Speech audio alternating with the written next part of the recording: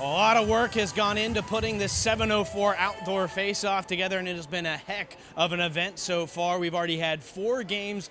Last night, it was the ECU Pirates with an overtime win over the Georgia Tech Yellow Jackets. Chris Lehman alongside Kyle Bean of Virginia Tech. We'll have Ren Grimsley alongside us of Georgia as well. Kendall Smith from the Charlotte Knights. We're going to have a great crew to bring us this game here tonight, and it is going to be a fantastic one. But Kyle, as we look at this ice, first of all, it's impressive to see the ice in the shape that it is considering how warm it has gotten, but it's going to be interesting to see how soft it is come game time. Oh yeah, these teams, they can play pretty fast, so you got to make sure the ice is in good shape. And you're right, Chris, it's very impressive how well they've been able to keep this rink with how hot it's been this week.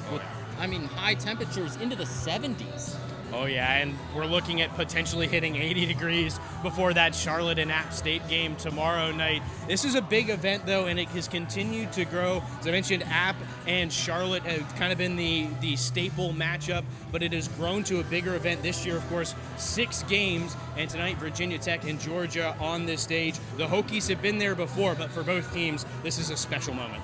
Yeah, last year was so much fun for Virginia Tech. They had the bowl game here the night before, but facing off against Georgia this year, I think it's going to be a tough one for both sides. Oh yeah, and we're starting to see fans fill in down below and around us, so we should have a pretty good atmosphere on hand in this one as well. But the weather certainly is going to be the most inescapable thing here, and ice conditions. We were down there earlier, and again, I'm impressed with the way that they've been able to get this ice rink ready and in playing condition. I think it just speaks to the technology that we have now. It's incredible how advanced the ice technology is, and just the fact that not even having a great ice rink, but just having an ice rink at all in these conditions is incredible by itself, but having it in this good of shape, unreal. Yeah, and of course, it creates a great stage to showcase 2 really good teams. This Virginia Tech team really, really strong last year, one of their best regular seasons. A little bit of a tougher schedule this year, but still a fairly solid 9-7-1 record. And then on the other side, the Georgia Ice Dogs, an impressive showing so far with a 10-3-3 record. 2 really tough teams. They've got their work cut out for them tonight. Oh yeah, it should be a really fun event and one of the best matchups that we've seen so far. We're going to step aside. When we come back, we'll take a look at the Georgia Ice Dogs as Ren Grimsley joins us here pregame.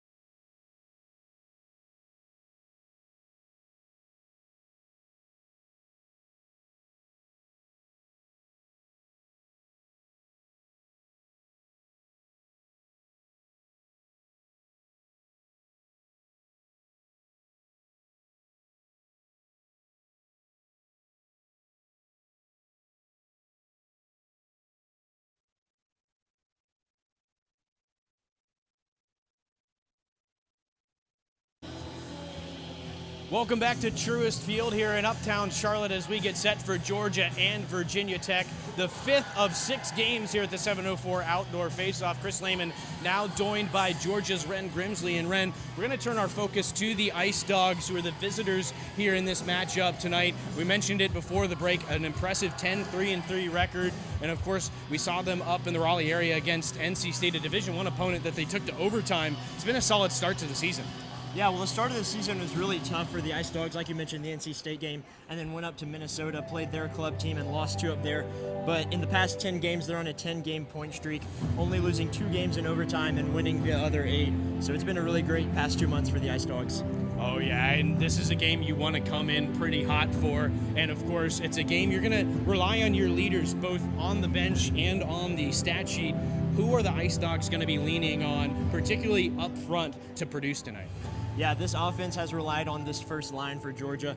That's Captain Evan Parente, Declan Conway, and Ryan Bailey. Those 3 guys have been phenomenal offensively. And then defensively, Truman Haugen and Bill Martin have been leading that first line on the defense. Well, you mentioned Truman Haugen. He's got a brother, 2/3 of a triplet set. Their sister actually played volleyball at Georgia.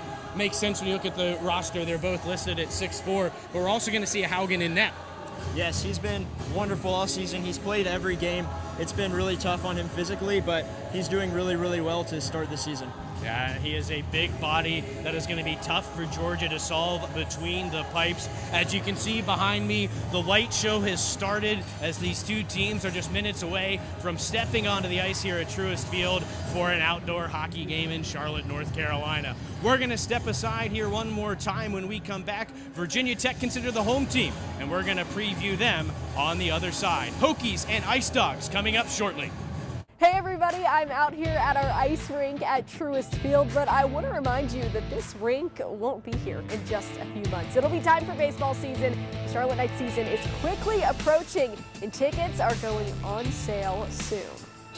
Tickets will be on sale soon for our opening night, Friday, March 27th. The Charlotte Knights taking on the Durham Bulls, and for the rest of the season. So head over to charlotteknights.com. Stay on the lookout over there. We can't wait to welcome you all back to the ballpark. Everyone has a community, a neighborhood, school, kids' teams, where you worship, work out, or any other place or group where you choose to belong. Communities can provide support when you need it, and even when you don't know you do. Like when it comes to preventing underage drinking and other substance use. Community members can be your eyes and ears when you're not with your kids and alert you to signs of potential problems. Learn more at talktheyhearyou.samhsa.gov. When you look at me, you might see a person with Parkinson's disease. But if you look closer, you'll see a warrior mom. An endurance athlete. Someone with a lot of fight. Every 9 minutes, someone is diagnosed with Parkinson's disease. And every one of them can turn to the American Parkinson Disease Association. Look closer. My spirit is unshakable. Visit apdaparkinson.org to learn more and show your support today. For each life moment, your kids could get free or low-cost health coverage from Medicaid or CHIP. Kids up to age 19 are covered for checkups, vaccines, dentist visits, hospital care, and more. Your kids may be eligible now, even if you've applied before. And if they already have Medicaid or CHIP, remember to renew every year. Get started now at insurekidsnow.gov. Paid for by the U.S. Department of Health and Human Services. You want to talk about blood cancer? Definitely not. What the? Want to talk about blood cancer? Want to talk about blood cancer? Want to talk about blood cancer? Yeah!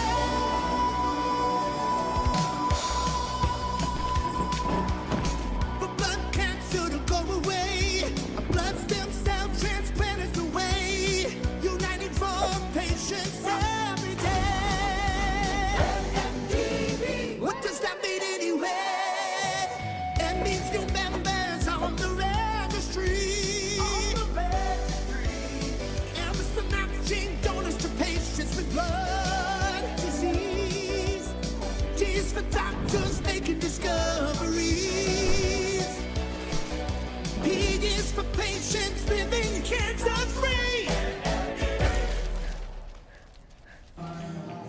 Georgia Ice Dogs down on the ice now as we're closing in on puck drop between Virginia Tech and Georgia. Chris Lehman now joined again by Kyle Bean. And Kyle, now we're going to turn our focus to the team that is stepping out into the stadium as we speak, the Hokies. As we talked about beforehand, really strong season in the regular season last year, have had a tougher schedule this year, and you can kind of see it in the record. That tougher schedule really has reflected on the team, but Coach Mullen said in hopes of being better prepared for regionals.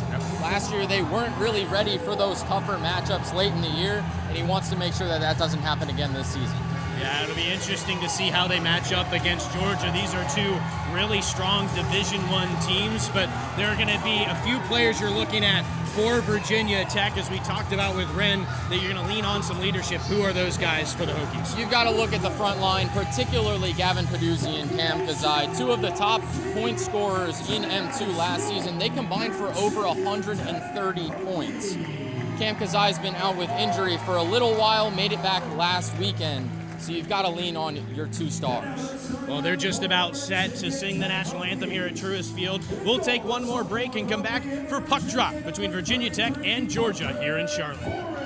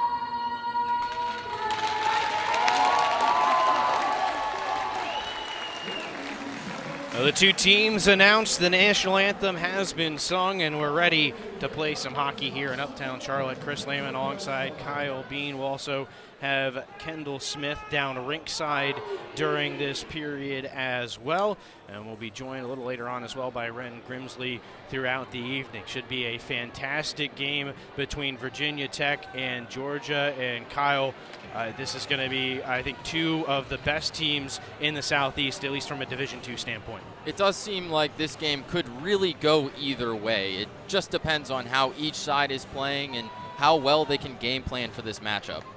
Yeah, and the Hokies will come out in their orange uniforms, as you see there, with the maroon trim. In period number 1, they will be attacking the goal. To your left on the screen, the Georgia Ice Dogs with some special outdoor uniforms and that kind of football style. They really look a lot like the football team tonight. They will move from left to right across your screen in period number 1. But one of the really interesting matchups to me is going to be how well the Hokies are able to make the goaltender in Haugen move, because as we talked about in the pregame, he is a big body, listed on the roster at 6'4", 180 pounds. Virginia Tech is a team that really likes to run. They work in transition well. They're going to look to dominate in the offensive zone and rack up the shots. And the other thing, I was listening to the Gobbler Effect that you guys recorded a couple of days ago, and one of the things that I think is going to be a key as well for Virginia Tech in this game that Coach talked about is discipline and special teams. Special teams, as that has gone, so has the team. And this is a game where it can get emotional, and if you end up on the wrong side of the sheet on the penalty side, or in that penalty category, could be a big difference. Virginia Tech controls off the faceoff as we get things rolling here in Charlotte. Chip deep. The Ice Dogs first to it down below the goal line. Cleared up the wall. It'll be held in by Max Sullivan and shot back around. Swept along by Bill Martin, but not out. Slap shot from the blue line right into the gut of Haugen, and he will hold on for a faceoff about 30 seconds in. The Hokies early on getting a solid set in the O zone. They're going to want to keep that going tonight. Keep Georgia in defense. Yeah, we've seen that, and we saw it last night. Two teams that really relied on their forecheck to generate, and Georgia Tech and ECU. And the team that executed the forecheck the best ended up winning that game, the Pirates, in overtime. In that near corner, Ethan Garlock. Looking cross ice, that one will escape the zone, and the Hokies will reset. Brian Rice under a little bit of pressure. It'll be shot back deep by Bailey of Georgia. This top line of the Dogs out there. Stretch pass forward for Garlick down the right wing. Throws one off the glove of Haugen. And a little bit of a collision in front of the net will knock the net off its moorings, and a little bit of extra pushing and shoving afterwards. It looks like Cam Kazai getting tangled up with the defenseman for Georgia. I believe that was Bill Martin. The Hokies have gotten tangled up with some guys quite a bit, especially looking back to last weekend against Penn State. A game absolutely riled up with penalties. So many, a game misconduct. It felt like the sin bin was just a revolving door. No penalties will come out of that little skirmish. We'll keep an eye on the temperature of this game as things move along. Another offensive zone draw for Virginia Tech. Just over a minute gone in this period. Hokies able to get the first touch on it. Jackson DeVivo plays it around the wall, but it's the Ice Dogs who clear it out. They've not been able to possess into the neutral zone. They'll retreat again as Graham Baird tries to set up the breakout from behind. Up that near wall, it'll be touched along and moved forward. Pass finds Spencer Watson, but he loses control, and Georgia is offsides. The Ice Dogs have just got to pull things together a little bit, get some control. I think if they get across the blue line, they'll be in much better shape, be able to set something up. And a chance to control off the faceoff, and that's one thing Virginia Tech has done really well so far, is win those faceoffs. Up at the blue line, board battle won by the Dogs. Chipped back in by Zach Knoll. Cleared back out again by that Virginia Tech defense. D-to-D pass almost got stolen away. Baird plays it up that far wall. Rink-wide pass misses everyone. And the first one taking it off the wall is Jackson Lagas. Here come the Hokies in tight. Saved by Haugen. Loose there for a moment, but he gets to the rebound and covers up. And the Hokies continue to get the lion's share of the chances here in the first couple minutes. Haugen's going to be a tough body in the goal tonight. A dominant save percentage at .912. It's a solid save percentage, particularly at this level. Got to see him earlier this season against NC State. He was a big reason why the Ice Dogs were able to force NC State into overtime before things finished up. And of course, that 10-3 record speaks for itself. And as Ren mentioned earlier, they're on a 10-game point streak as well. Ice Dogs breaking out. That pass intercepted in the neutral zone and reversed back the other way. Shot wristed over top and into the glass. Good effort there at the defense by Virginia Tech. Hokies back in control, spinning backhand, twirled in front. And it'll be held onto by Haugen. Matthew Tulo on that try. It was Theo Lanigan with the play there in front and the interception. Good eyes from the defenseman. Great eyes from Lanigan, and the Hokies so far controlling the puck for a majority of this game early through. Georgia's really going to need to change that soon. And the big thing now is they're going to have to solve the breakout. Another face-off won by Virginia Tech. Kazai lost an edge, still got the puck to the middle, but nobody there with an orange jersey as players collide in front of the Georgia bench. Jake Green in there for the Ice Dogs. We're already seeing, I mentioned the emotions just before puck drop. We're already seeing a little bit of that. Such a big game for both sides. It doesn't get any more exciting than this unless maybe you look ahead into the playoffs. But you get to play an outdoor game in a baseball stadium. Is there anything more fun in collegiate hockey? There probably aren't many things, if any. I would agree with you there for sure. Face off on top of the Georgia blue line. And once again, Virginia Tech comes away with it. I'm not sure that they've lost a face-off yet here in the first few minutes. That's a big reason why they've been able to dictate play. Big hit at the blue line as the puck was dumped in by Murphy McLeod. He's back on his feet. He'll chase down the clearance from the Ice Dogs. It's in on goal. So the Hokies will be forced to play it. No icing. First clearance from McLeod is off the official. The second attempt gets out into neutral ice before Georgia shoots it back in. Another heavy collision in that far corner. Starting to see Georgia get set up in the offensive end, but the Hokies force it out up that far wall. Down the right wing now. Centering pass. Austin Hearn misses his target. Off the wall, a one-timer hits the side of the goal. Kazai back in possession. He's tied up behind the goal and wrestled down. Play will carry on as they continue to push and shove in that corner. Another shot from the goal line. Fought off by the shoulder of Haugen. Still loose there along the goal line. And again, it's the Hokies with possession. Georgia playing such an aggressive game early on. I wonder how that could hurt the Hokies' speed.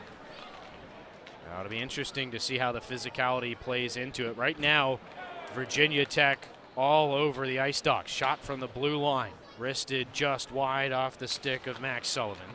But again, Hokies able to get to the loose puck. Backhanded in front into that near circle, and it just slipped under the stick of Valiant. And the Hokies going to have to track down the puck now. Georgia with a chance to set up the breakout.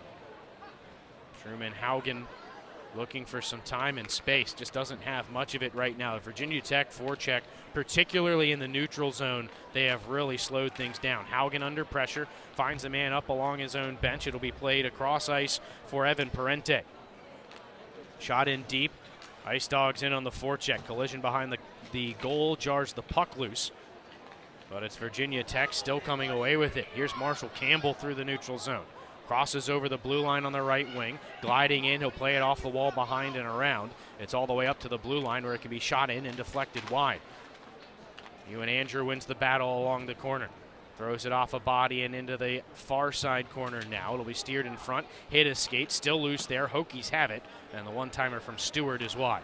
Collected now by Parente, and Georgia will try again to move forward. Up the near side at the blue line, it'll be swept into the middle. Declan Conway. He's got back control again. Top line for the Dogs out there. Conway shielding the puck, plays one through the slot, doesn't have anybody there, and now Virginia Tech back on the rush. Could have a chance in tight. First pass is denied, but the second attempt from Austin Hearn ends up over top of the goal, and the Ice Dogs will sweep it up and eventually out of the zone. That transition defense is going to be so crucial for the Ice Dogs. With the Hokies being a little bit of a faster team, you've got to make sure you can deflect those passes away to eliminate those shot opportunities. They have done a good job of keeping Virginia Tech mostly to the exterior. Here's a chance in tight, though, as Hearn tried to force his way into the blue paint, unable to get the shot away, and now Georgia alleviates some pressure with a clearance. Shots are only 2-1 in favor of Virginia Tech right now. We're 6 minutes into this contest.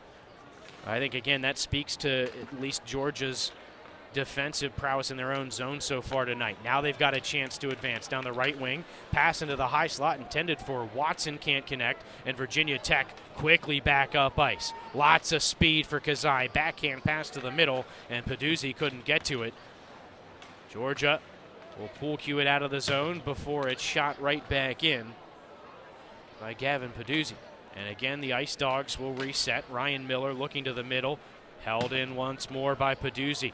Down low, Garlock. He gets tied up in the corner with Tyler Stewart of Georgia.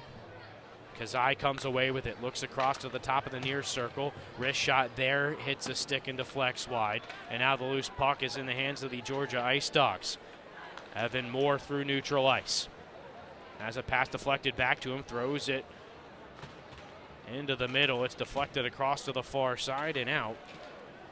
But Georgia will take this opportunity to get a change. The Ice Dogs have done a solid job at keeping the Hokies pinned up against the boards and limiting the shots, but so far they just haven't had much of a presence on offense.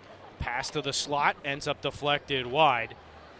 They have a chance here. The shot from the blue line deflects out of the zone. Now it's a foot race for it. First one there for the Ice Dogs is Bill Martin. And now Georgia can once again try to move forward. Spencer Watson stopped up at the Tech blue line. Hokies able to play it back into neutral ice, but pickpocketing his man is Dylan Punzenberger. Cross ice pass just missed Jordan Sirota, who gets back to it and plays it down deep. Swept along by Kerrigan. He gets it back behind the cage. Throws it out in front, and it goes right past Forrest. It was between the pipes for the Hokies, and now Virginia Tech can skate it forward. You can see the speed difference for the Hokies. Awkward carom off the defenseman in Martin there. Almost ended up in the net for DeVivo, but Haugen up to the task at the blue line. It'll be brought in by Georgia, deflected through the slot, and Tucker Forrest able to seal down low and make that save. But we're starting to see the ice tip in favor of Georgia. Slapper from the point, blocked down and controlled by Stewart. He's going to skate it forward, throws it off the pad of Haugen. Rebound is deflected into the corner where Georgia can control. Behind the net, it's knocked loose again. And once again, the Ice Dogs get to it. It's Punzenberger trying to lift it out of the zone, but it'll be gloved down by Campbell. He's knocked down as he lost the puck. Georgia takes over. The Hokie fans here were hoping for a penalty that they don't get. We've seen some really solid play so far. Both teams have looked crisp, but defensively they have been really, really sound in their own end, particularly Georgia, although here's a chance now for the Hokies. Pass back to the middle, and we're going to get another stoppage, as I believe that was Nate Haley went sliding into his own net. At some point, one of the defenses is going to break down, or if we do get a penalty, I think that could be a real game changer for either side, getting a man advantage. Oh, yeah. Well, we're almost halfway through this first period. Another offensive zone draw for Virginia Tech. They'll scrum for it as the puck slides into that near corner. The Hokies come away with it. And they'll set up once again on the offensive end of the ice. Hearn back up to the blue line. Shot is swallowed up by Haugen. And as we close in on the halfway point, we've been talking about the neutral zone and Virginia Tech's control of it for the most part. And we've got Kendall Smith down ice level. And Kendall, I think I see you down there in the penalty box. You've had a front row seat to the neutral zone. Yeah, I have, and guys, John Camp emphasized how important controlling the neutral zone will be tonight for Georgia, especially against a Virginia Tech team he believes can really push the pace through that area. Camp told us they want to limit Virginia Tech's breakout opportunities, and while we often see Georgia in a 1-2-2 forecheck, they're willing to switch into more of a 1-1-3 look to restrict zone entries and slow down that Virginia Tech speed. So keep an eye on that here tonight. Georgia isn't afraid to adjust their usual forecheck to counter what Virginia Tech gives them. We'll see if they can get a little bit more zone time and a chance to set that forecheck up. They're going to work here down the left wing. It's Ryan Bailey. He's pestered all the way down behind the goal. They get tied up there, and the puck's cleared up the near wall. Held in at the Georgia defense, though, as Virginia Tech takes back over in the high slot. Breakout pass intercepted. Bailey back in with Conway down the left wing. It'll be knocked loose and cleared around the wall by Trevor Kellogg, but not out. Second effort clears it the length of the ice. This one is not going to have enough for icing. It was so close. Ryan Miller really tried to stretch it out, but the Georgia defenseman couldn't get the call. Ice Dogs back to work the other way. Evan Parente looking across. Bailey knocked off the puck. It's tied up in skates. Hokies have it in the slot. They'll move back up ice. Down that far side, or down that left-hand side, they come in offsides. Jackson DeVivo, the puck carrier. And the faceoff comes out into neutral ice again. Shots now 6-3 in favor of Virginia Tech. Oh, the Ice Dogs have been able to even it out a little bit and had a couple solid offensive sets over the last couple of minutes. Walking in off that faceoff, and a great play from behind by the Georgia defenseman to tie that up and end that opportunity. Actually, it was a forward and Tyler Stewart who made that play. Back to work, Virginia Tech. Heavy hit in that corner, knocks the puck loose, and Georgia comes away with it. That was a healthy hit from Spencer Watson as the Ice Dogs clear the zone. And neutral ice right along the red line, it's Zach Knoll. Drop back to Stewart, he'll play it cross ice, and then it's moved back for Knoll again, who touches it into the zone. He gets knocked off the puck. A nice hit by Sullivan there. Virginia Tech unable to break out. Puck knocked down, and we'll get a whistle. That was a hand pass as Knoll knocked it down with his glove. And another stoppage. 8.5 now left in the period. And this has really been a defensive battle because neither team, we've seen a couple of chances. I'm not even sure we've seen a really good chance with a shot in the low slot yet, Kyle. It's been all shots mostly from the outside. We've seen more for Virginia Tech than Georgia. They've been able to penetrate a couple times, but the Ice Dogs aren't letting them get into the middle of the ice with the puck very often. Good passes, good cuts into the slot, but you're right, Chris. Both defenses just deflecting everything away. They're not landing the passes to take the shot. There's not much you can do. Well, we're waiting for somebody to finally break through. Slapped in on Forrest by Truman Haugen. Virginia Tech, though, can move it right back up and out. Campbell shielding a man off. Plays it cross ice for Stewart. He'll throw one in. Might have got deflected on the way through by Ewan Andrew. And 12 minutes in, the Hokies are on the board. Virginia Tech has kept throwing shots at the goal, and Andrew with the beautiful tip into the top corner finally gets it done for the Hokies. Kind of felt like a matter of time with how much time Virginia Tech was spending in the offensive zone. And an excellent deflection there from Ewan Andrew. I think that might have been a shot for a deflection as he deflected it up and over for Haugen. Maybe retroactively you're thinking there, get the poke check out a little bit earlier, but as a goaltender, there's not a whole lot you can do with that. And Virginia Tech now has an early lead. Right place, right time, right play. We talked about connecting passes into that low slot area. That was a connection, and it ends up in the back of the net. That might have been the only connection into the slot we've seen tonight. Virginia Tech back in control behind their own goal. Murphy McLeod advances it. Shot off a stick. That was Graham Baird in the way of the shot. And we'll get a stoppage as it's deflected out into right field here at Truist.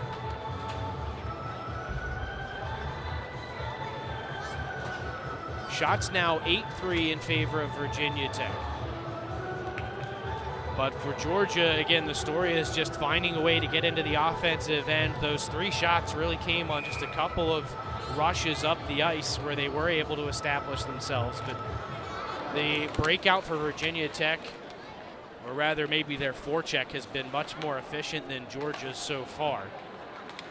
And the Ice Dogs, it might be a matter of getting through this period and limiting the damage. Shot from the point through traffic, misses wide. But they're going to have to make some first intermission adjustments to try and tip the ice a little bit more back in their favor.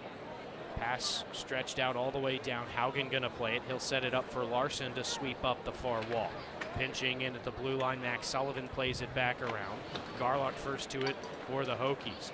They'll feed it down low. Swept out in front. It deflects off a skate. And now the Ice Dogs have some speed out of the zone. Parente trying to step through a defenseman. He's going to be tangled up. We have a penalty coming up. And I believe this is going to go on Virginia Tech. Looks like number 7, Jackson Lagas. We'll wait for the signal from the official. I would imagine this is going to be interference. Lagas, one of the players for the Hokies that dominated in his freshman season last year, put up over 30 points, won the ACHA Defensive Player of the Year as well. They're actually going to take both. Parente is going to be in the box as well. So we're going to play some 4-on-4 hockey. I did see the signal, the penalty on Lagas was interference. There was a little extra, I think, contact from Parente, partially trying to draw attention to the penalty, and he unfortunately is going to get called as well for a minor. And we've got some extra space here on the ice for 2 minutes. This might benefit the Hokies with their additional speed, having that extra space to move. The Hokies able to win the defensive zone draw and set up in the offensive end. Shot from the blue line off the glove of Haugen. He'll swallow up the rebound. With 6:10 to go, 25 seconds of 4-on-4 time already expired.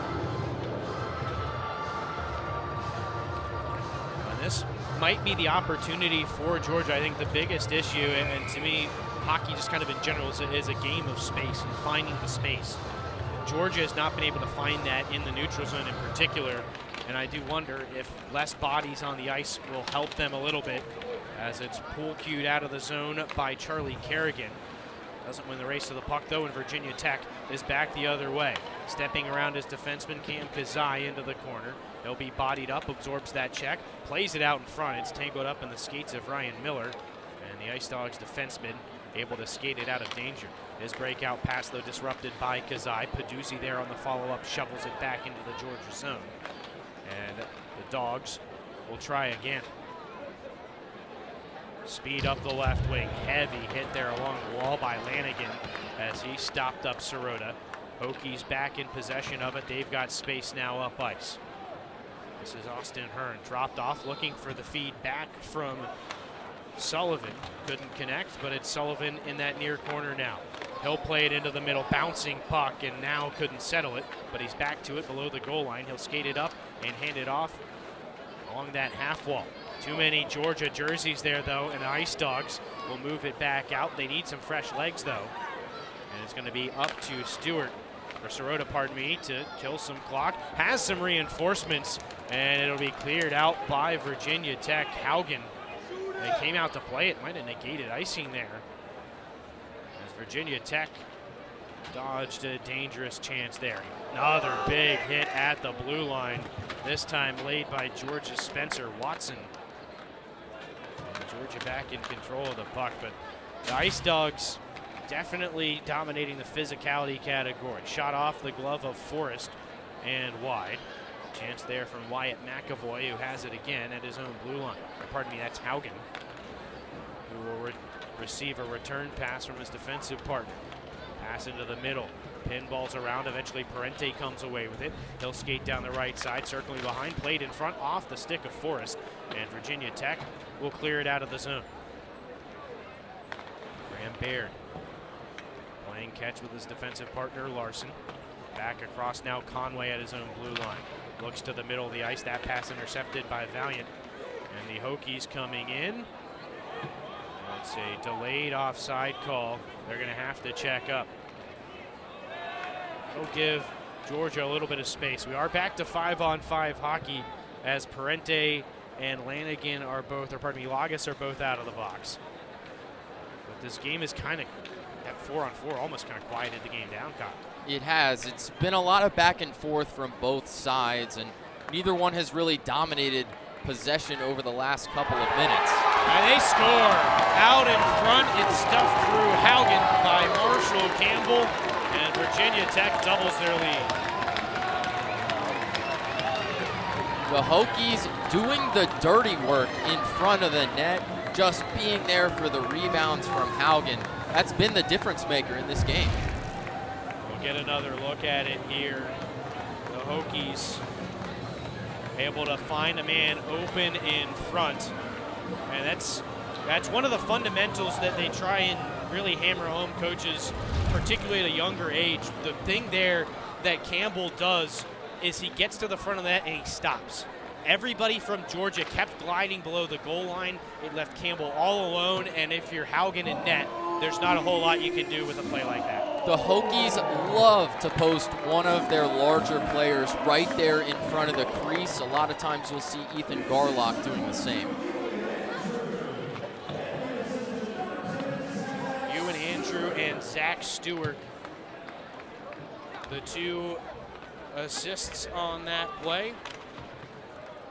And Virginia Tech, a very strong first 17 plus minutes now. Out shooting Georgia 10-4, and they've been rewarded with a 2-0 lead.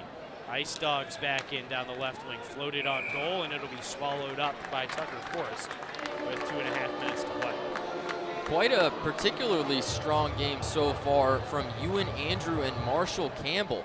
6 points combined before tonight this season, and tonight they've got 4. Yeah, a goal and an assist for Andrew, and of course 2 assists for Stewart.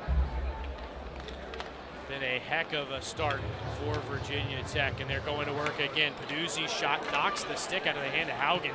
His defenseman able to swat it back to him. Right as a puck comes in on goal, and he fights that shot off. A bouncer right out in front. Zai trying to steer it in front of the goal. That's deflected back to the corner for Garlock. He steps through 3 Ice Dogs, but loses the puck in the process, and it'll be cleared out by Charlie Kerrigan. Up the right wing for Punzenberger, who shovels it down into the Virginia Tech end with 1:52 to go in this first period. Stretch pass out of the reach of Garlock, but it's not going to be strong enough for icing. And the Hokies can get in on the forecheck in that far corner. Loose puck taken away by DeVivo of Virginia Tech. He's dispossessed behind the goal, and it's Graham Baird skating it up. Headmans for Punzenberger, back to Baird, backhand pass in the middle, a floater swatted at, and the Dogs couldn't direct it on goal. Valiant now in control for Virginia Tech. He's looking for some time and space in his own end. Scary one for Tucker Forrest. When that puck gets up and vertical, it's so tough to see with the mask. There's been a lot of kind of close but not quite so far for the for the Ice Dogs, as we get a stoppage in the Georgia end. Another offensive zone draw for Virginia Tech.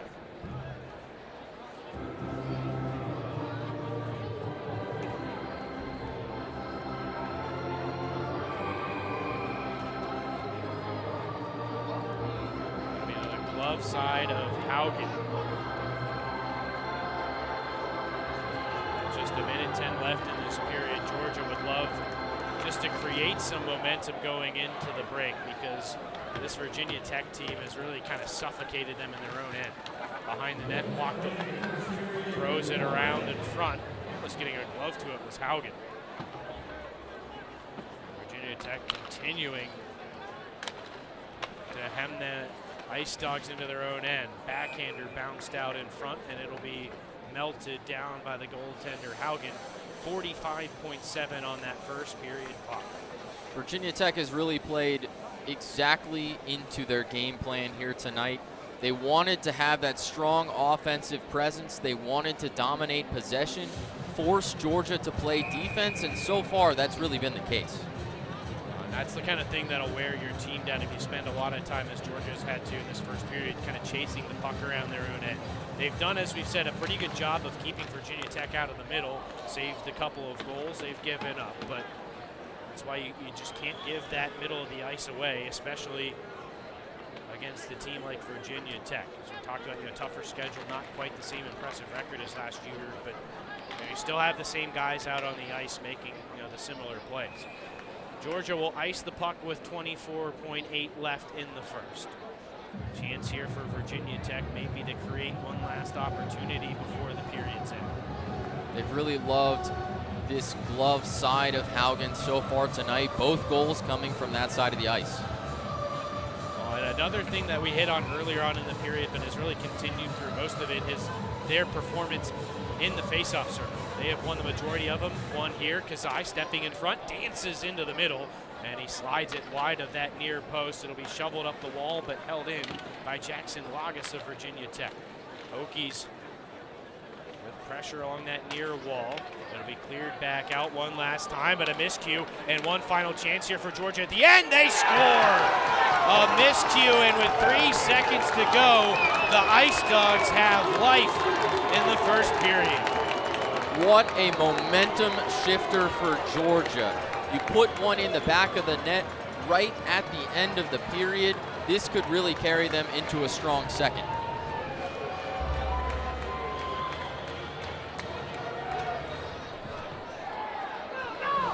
And I believe that was Evan Moore on the finish. It was just a miscue at the Virginia Tech blue line. We talked a little bit about ice conditions, and they have been very good so far this weekend, but when it's a little bit warmer, especially at the very end of a period, when you have kind of choppier ice, it's a little bit tougher to control the puck. And what had been a fantastic period for Virginia Tech, and still is a good period, now you've got a little bit of a sour taste in your mouth as you get a look at the turnover by Jackson Lagas. Those small mistakes are going to be so crucial in this game.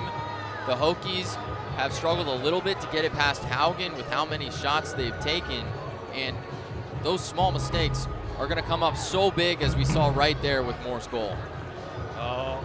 Kendall Smith now down at center ice. She's got head coach of Virginia Tech, Joey Mullen. Kendall, we'll throw it down to you. Well, Coach, Georgia scores with 3 seconds left in the period. How can your group regain the momentum it had for the majority of the first 20? I just think it's a bad play on the blue line. It's a good play by them, so you just got to regroup, come back out ready for the second period. 2 goals for your team in the first 20, both the result of a really strong net front presence. How pleased are you with the compete of your group around the crease so far? I mean, it's been great, and when your fourth line has 2 goals in the first period, it's always a positive, so get the other boys rolling and hopefully put up 3 or 4 this period. Really impressed to see the way your group has been skating the puck through the neutral zone. How much of an impact do you think that will continue to have on the rest of tonight's game? I mean, we've really rolled lines quickly, 30, 40 seconds and off, so hopefully the plan is it's hot out tonight, keep them quick, wear them out, and have fun in third. You said you were going to wear shorts out here tonight because it was so hot, no? I mean, I've got them on underneath. We might get there. We'll see how bad it gets the rest of the way. All right, Coach, thanks so much. Thank you. Guys, back to you. Thank you, Kendall. Well, it was all about Virginia Tech for the first 19 minutes and 57 seconds of the period. They had a 2-0 lead, but Evan Moore comes through off the turnover and cuts that lead in half. After 20 minutes, Virginia Tech with a 2-1 lead. We'll be back at the first intermission.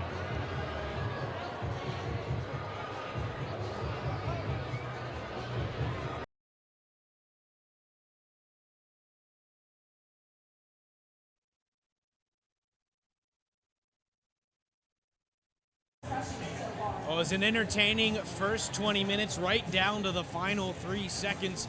2-1 Virginia Tech after 20 minutes. Chris Lehman alongside Ren Grimsley here at Truist Field in Uptown Charlotte. And Ren, was a heck of a period. As I talked about with Kyle at the end of the period, Virginia Tech really dictated play for most of that period, but you only need one opportunity to put one in the back of the net, and we saw that with Georgia at the end of the period.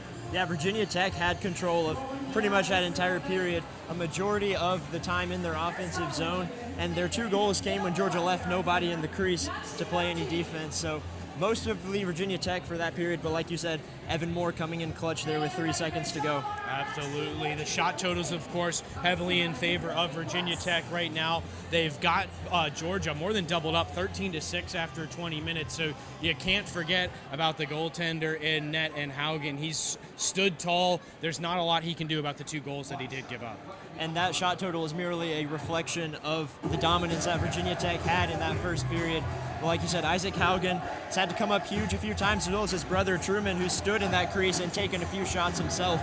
So overall, it's been Georgia defense who's really had to step up a lot. We'll see what they do in the second. Yeah, and they're going to have to figure out how to deal with the Hokies, particularly in the neutral zone. As we talked about, they struggle to get through there, but a lot of that is due to the skill of this Virginia Tech team. A lot of what we saw was sticks getting in passing lanes and knocking away pucks. Yeah, as well as their speed. They really have outsped Georgia in this. The physicality from Georgia has been one of the things keeping them in this, but that Virginia Tech speed has really shown today. Absolutely. I think if you're Virginia Tech, you have to have a short memory and forget about that goal that you gave up, because they have dictated so much of the play in this game so far. But if you're Georgia, there's some things to hang your hat on. Obviously the goal, and they did have a couple of stretches where they were able to get into the zone. Yeah, they definitely did, and I think their back check was one of the strongest things they had. If it wasn't for Bill Martin playing well, skating backwards, I think this score would be a lot higher for Tech. Oh, yeah. Well, we're going to look at the highlights. We've got 3 goals and plenty to look at, as Kyle Bean will join me on the other side. But right now, at the first intermission, it's Virginia Tech 2, Georgia 1.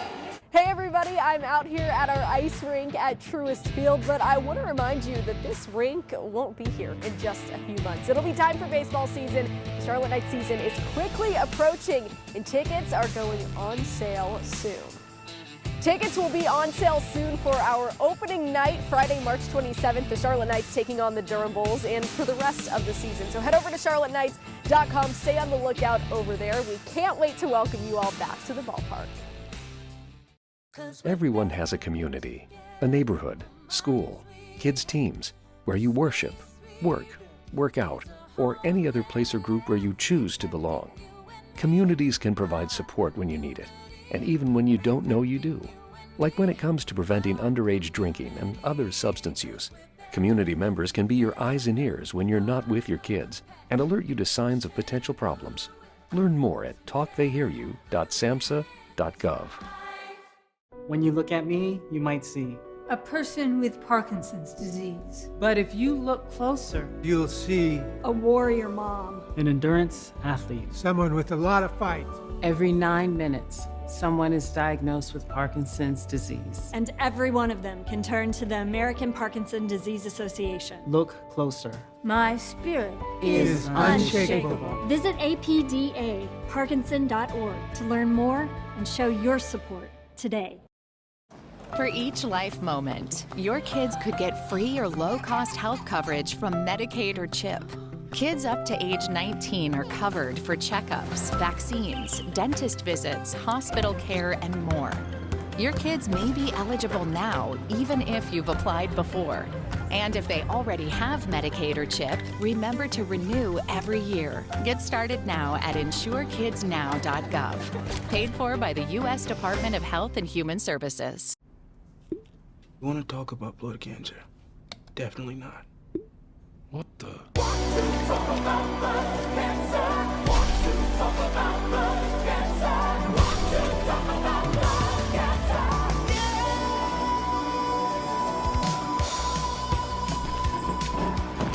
For blood cancer to go away, a blood stem cell transplant is the way. Uniting for patients every day. What does that mean anyway? It means new members on the registry.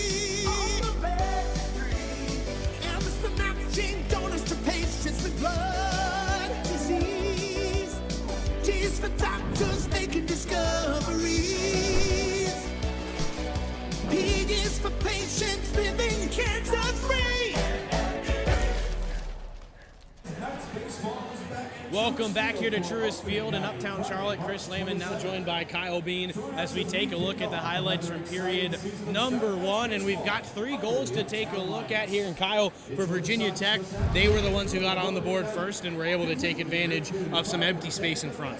Looking right in front of the net, I mean, you go back to this first goal, just sends it over from across the boards, slams it up and in.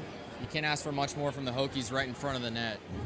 Then it's Campbell, as I talked about on the broadcast, gets to the front of the net and stops Georgia's defenseman Dolt, and he puts it home and gives Virginia Tech a 2-0 lead. But then you can't give up on the end of a period, and Georgia makes Virginia Tech pay. Such a costly turnover there right at the blue line. A beautiful move from Moore just to get to the left side of Tucker Forest.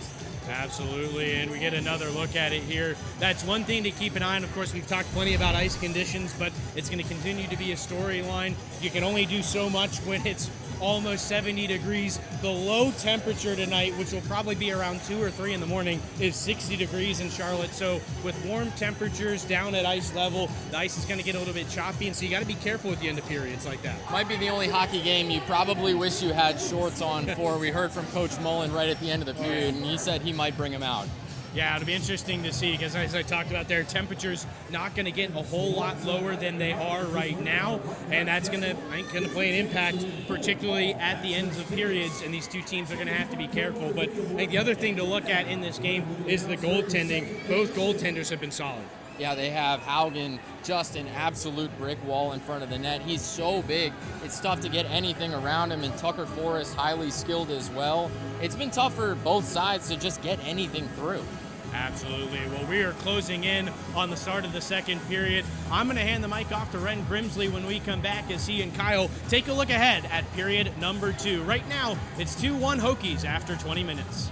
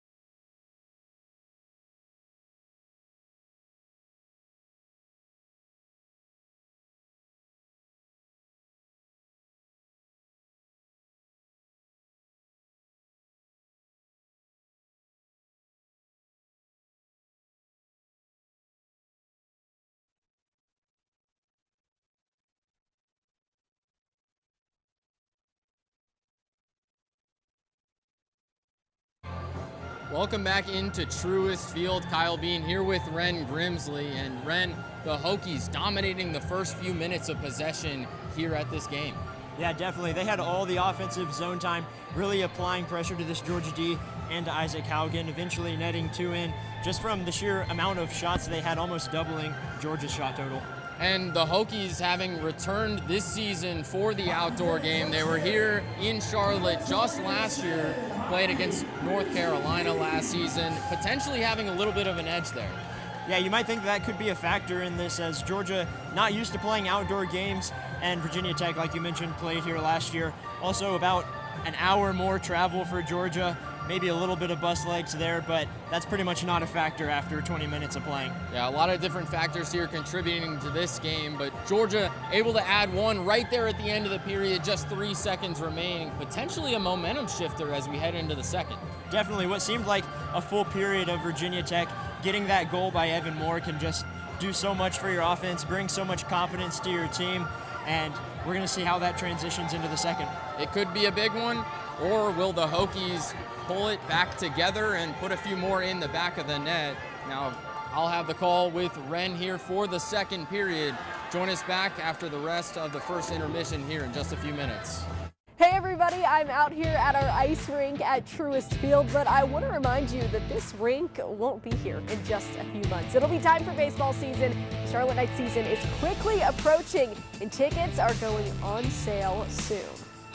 Tickets will be on sale soon for our opening night, Friday, March 27th. The Charlotte Knights taking on the Durham Bulls, and for the rest of the season. So head over to charlotteknights.com. Stay on the lookout over there. We can't wait to welcome you all back to the ballpark. Everyone has a community, a neighborhood, school, kids' teams, where you worship, work out, or any other place or group where you choose to belong. Communities can provide support when you need it, and even when you don't know you do. Like when it comes to preventing underage drinking and other substance use, community members can be your eyes and ears when you're not with your kids and alert you to signs of potential problems. Learn more at talktheyhearyou.samhsa.gov. When you look at me, you might see. A person with Parkinson's disease. But if you look closer, You'll see A warrior mom. An endurance athlete. someone with a lot of fight.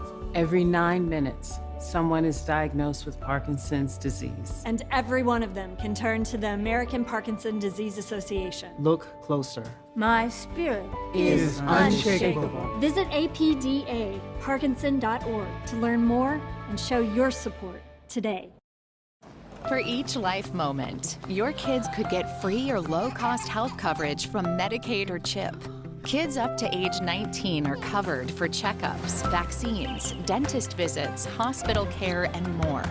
Your kids may be eligible now, even if you've applied before. And if they already have Medicaid or CHIP, remember to renew every year. Get started now at insurekidsnow.gov. Paid for by the U.S. Department of Health and Human Services. You want to talk about blood cancer? Definitely not. What the?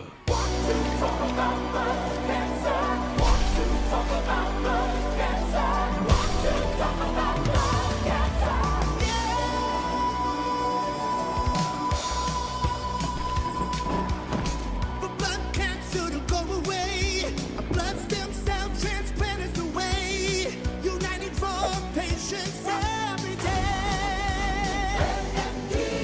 What does that mean anyway? It means new members on the registry. And it's the matching donors to patients with blood disease. T's for doctors making discoveries. P is for patients living cancer-free. Welcome back into Truist Field, home of the Charlotte Knights, but tonight it's the Virginia Tech Hokies and the University of Georgia Ice Dogs. Hokies leading 2-1 after the first period. Goals from Ewan Andrew and Marshall Campbell, but the Ice Dogs able to put one in with just 3 seconds left on the clock, thanks to number 18, Evan Moore. I'm Kyle Bean, joined alongside Ren Grimsley, and we're in for a great second period, aren't we? Absolutely. I'm excited to see how both these teams come out. after a rocky start for Georgia, but like we mentioned, getting one there at the end, we'll see what that does for them momentum-wise coming into the second, and we'll see if Virginia Tech can let that go, get it off their shoulder, and continue the dominance they saw for the first majority of that first period. One thing we talked about a little bit earlier in the game was Virginia Tech's speed against the physicality of the Ice Dogs and how those two would match up. So far, I think the speed has gotten a little bit of the best of the Georgia Ice Dogs, but their physicality has definitely been a big game changer. And then that one miscue there right at the end of the period, getting things a little bit closer to evened up. By far the most physical game that the Ice Dogs have had in their season this season, and the speed, like you mentioned, from Virginia Tech. They've had a lot of transition opportunities. They can capitalize on a few more of those. They can get a lot of goals that way. Georgia, such a big team. They've got player after player over the 6-foot mark, including a pair of starting defensemen. I mean, Truman Haugen standing at 6'3". He's incredibly tall, not on skates, and you add a few inches with the skates, and he's just an absolute monster on the ice. We're about ready here for the second period. Opening draw set up at center ice. Hokies leading 2-1, and we're off. Georgia recollecting in their zone, back behind the net. They'll skate it out up the side, working across the blue line into center ice, transitioning quickly. The Ice Dogs with an opportunity there, but just poked away. Now along the side, it's Declan Conway, 24 points this season. The Ice Dogs back behind their own net. They work it up top and dump it back down low. Georgia with a great start here to this period, about 30 seconds in, but we'll get a whistle as the net comes off the moorings. Tucker Forrest just pushed it off with the left foot. Ryan Bailey just whiffing on a one-timer that he had right there. And some of the things that have plagued Georgia all season came back to bite them in that first period, not being able to keep the puck in their offensive zone. As soon as they get it, it immediately escapes the blue line. So far, the first 30 seconds here, it's been all in their offensive zone. The Hokies have dominated draws here so far. They do so once again. When you think about game changers for the Ice Dogs, you've got to look at Ryan Bailey, 29 points this season, 15 goals, 14 assists. One of the leaders in the division in terms of points, goals, and assists, individually and collectively. He's the man to look to if you're an Ice Dog wanting to get a goal. Been so well all season. So far, nothing in this game. Virginia Tech will set up the push behind their own net. They give it off to Lagas, but it's quickly taken away by the Ice Dogs. A couple of shot opportunities as Tucker Forrest is sprawling in front of his own net. The Ice Dogs recollect, but just let it go across the blue line. They'll have to dump it back into the zone. A few great opportunities. Now it's Bailey working up the side once again. Just has it taken away by Virginia Tech. They'll kick it up to center ice looking for Cam Kazai, but it's taken away by number 2, Owen Larson. Nearly a breakaway for Larson there, but once again, the Hokies sticks in the way. They've dominated in transition this game. Knoll taking it across into the zone, gives it off for his teammate, knocked away by Forrest, but Larson recovers. Now it's Ethan Garlock tripped up as he goes across the ice, looking for that puck. A massive hit to Garlock along the boards. Wow. Continuing that physicality from the first period. The Ice Dogs have the size advantage, and they've made sure the Hokies have known it so far tonight. Leading pass just gets across. The Ice Dogs race after it to knock away the icing. Now looking to keep it in the zone here cleanly. Back behind the net. They dump it around wide over to Tyler Stewart. And we've got one more whistle as the net comes off once again. There's that big hit there, and we've talked about Isaac Haugen and how well he's played keeping Georgia in this, but Forrest has also done phenomenally, especially the past 3 minutes in the second period. He had a poke check there and another big save to not let any goal in. Tucker Forrest, just a sophomore this season.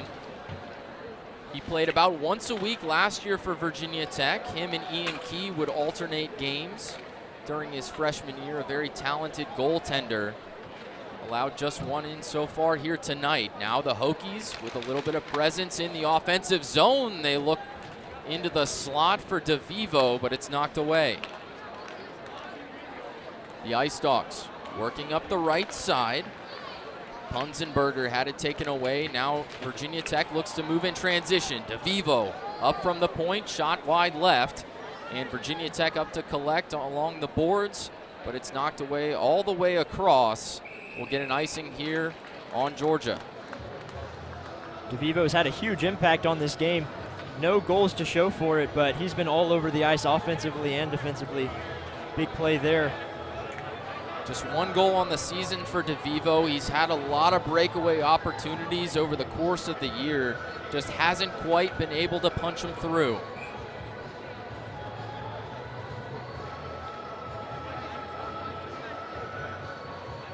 It'll be Stewart on the faceoff for Virginia Tech. Jordan Sirota for Georgia. The Ice Dogs come up with it. Larson passes off to his teammate below the goal line. Now Georgia in transition, 2-on-2, as Punzenberger takes it up the side.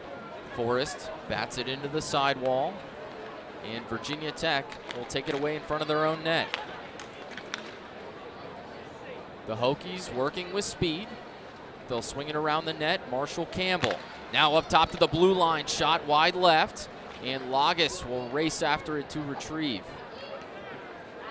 The Hokies collect it at center ice. They'll dump it in and go out for a line change. Georgia looking to speed things up.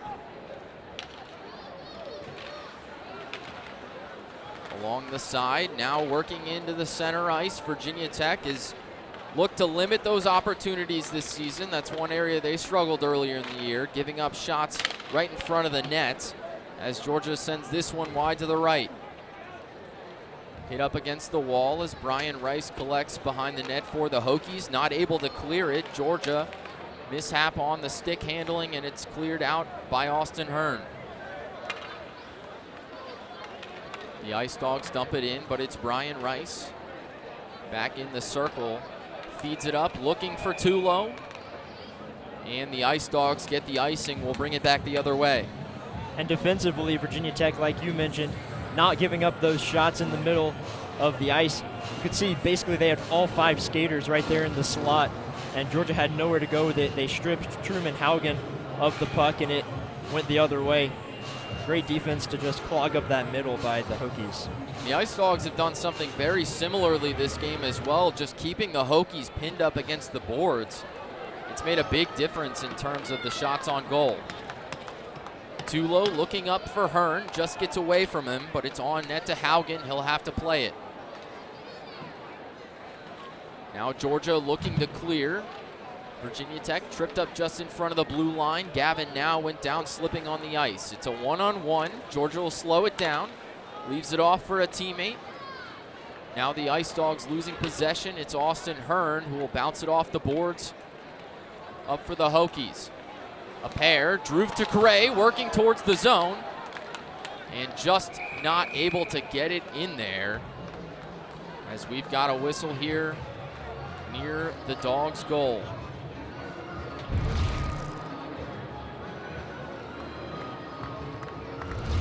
There'll be a penalty on Georgia. They're sending Owen Larson into the box. The junior defenseman standing at 5'11". We'll see the first time of 5-on-4 hockey in this game. We saw 4-on-4 in the first period with 2 penalties, 1 to each team, but now we'll see if Virginia Tech can get one on the power play. The Hokies' power play hasn't been quite as effective this season as it was last year. Just over 30% on the season on 52 power play opportunities. Virginia Tech, shot near the blue line, deflected away by Haugen.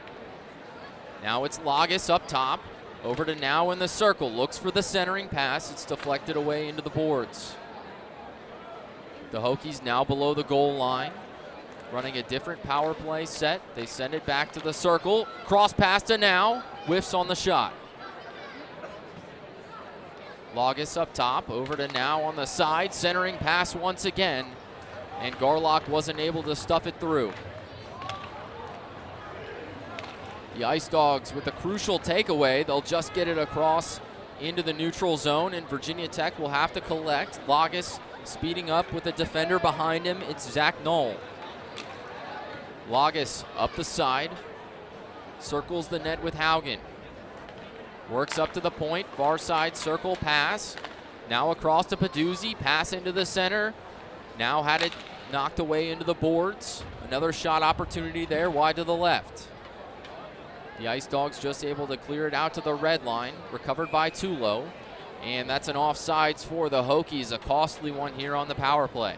Yeah, really great pressure that Virginia Tech's been able to apply. Some really great passing side to side, getting Haugen to move.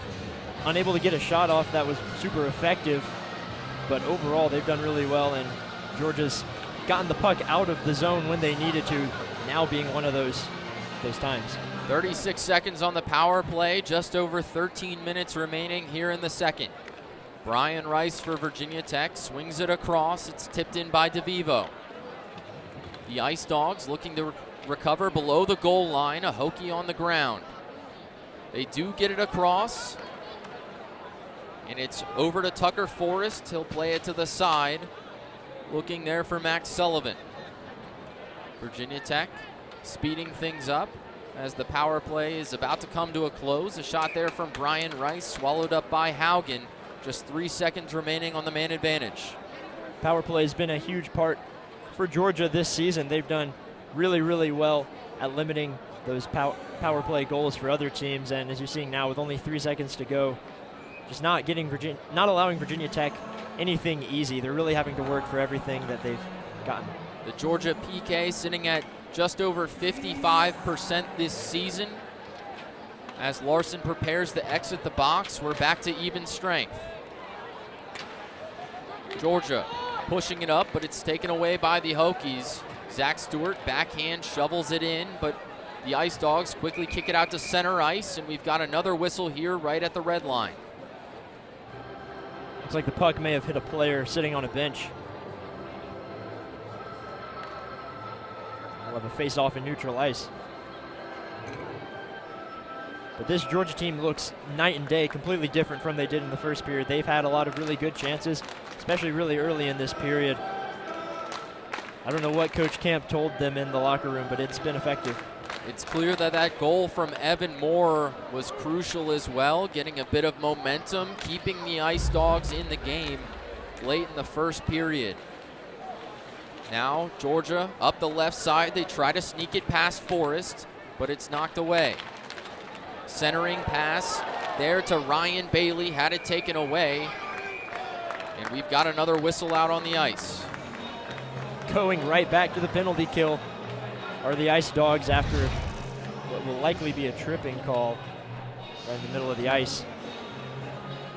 And it's easy to kill, well, not easy, but it's doable to kill a penalty one time, but going back to back is really, really tough on your skaters. It'll be Ryan Bailey for the tripping, an alternate captain for the Ice Dogs, and one of their best players with nearly 30 points this season. That's going to be a tough one on the penalty kill for Georgia. Down below the goal line, Georgia tripped up.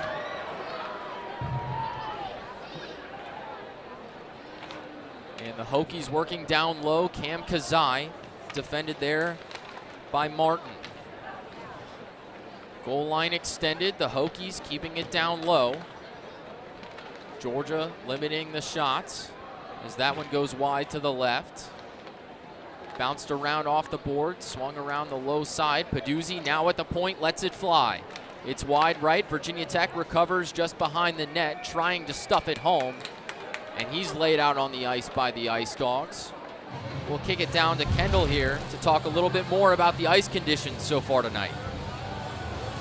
Yeah, guys, the ice is actually in its best shape of the week, even though it's nearly 70 degrees out here, and that's because for outdoor hockey, it's less about temperature and more about cloud cover, and today's overcast skies have kept the sheet pretty firm. Of course, it'll wear as the game goes on. We've already seen a few guys lose edges in this physical matchup, but the ice crew, they're pleased with the ice so far. I will say, though, the glass is a little foggy down here, so it's been a little tough for me to see the game at times, guys. Thanks, Kendall. Yes, a couple of patches of condensation here along the glass as we resume play with just over 11 minutes left in the second. We're back to even strength as this one's knocked away. 1 minute remaining on the power play. Out into center ice. Costly turnover by the Hokies. The Ice Dogs with an opportunity there. The backhand just into the side of the net. Declan Conway looking for the opportunity, not able to thread it past Tucker Forrest as the Hokies take it across the blue line. Gavin Peduzzi leaves it off for a teammate. Centering pass, DeVivo has it knocked away. Georgia's done a great job on the penalty kill, keeping the Hokies along the edges as that shot's knocked away by Haugen. Virginia Tech below the goal line. DeVivo down there with Hearn. Georgia able to pin it up against the boards momentarily. It was Evan Parente. Shot just to the left by Virginia Tech. And they've kept it in the zone as we get prepared to go back to 5-on-5 hockey. Here comes Ryan Bailey.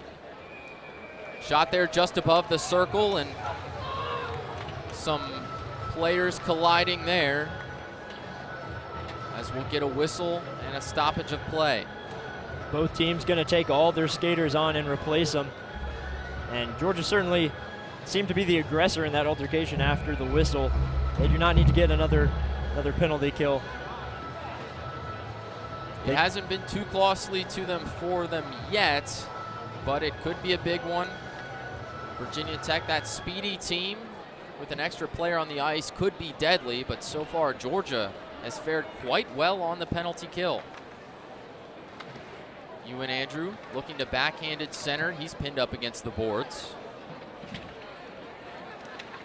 Once again, the Ice Dogs just playing that physical game, keeping the Hokies pinned up there, not allowing them to get into center ice. Seems to have been one of their strategies coming into the game. Just really playing physical, making them uncomfortable. Hokies have done well with it, though. Georgia now across the red line. They take it into the zone. It's Brandon Ing looking for the opportunity. Gets it back out to Dylan Punzenberger, who jams it home.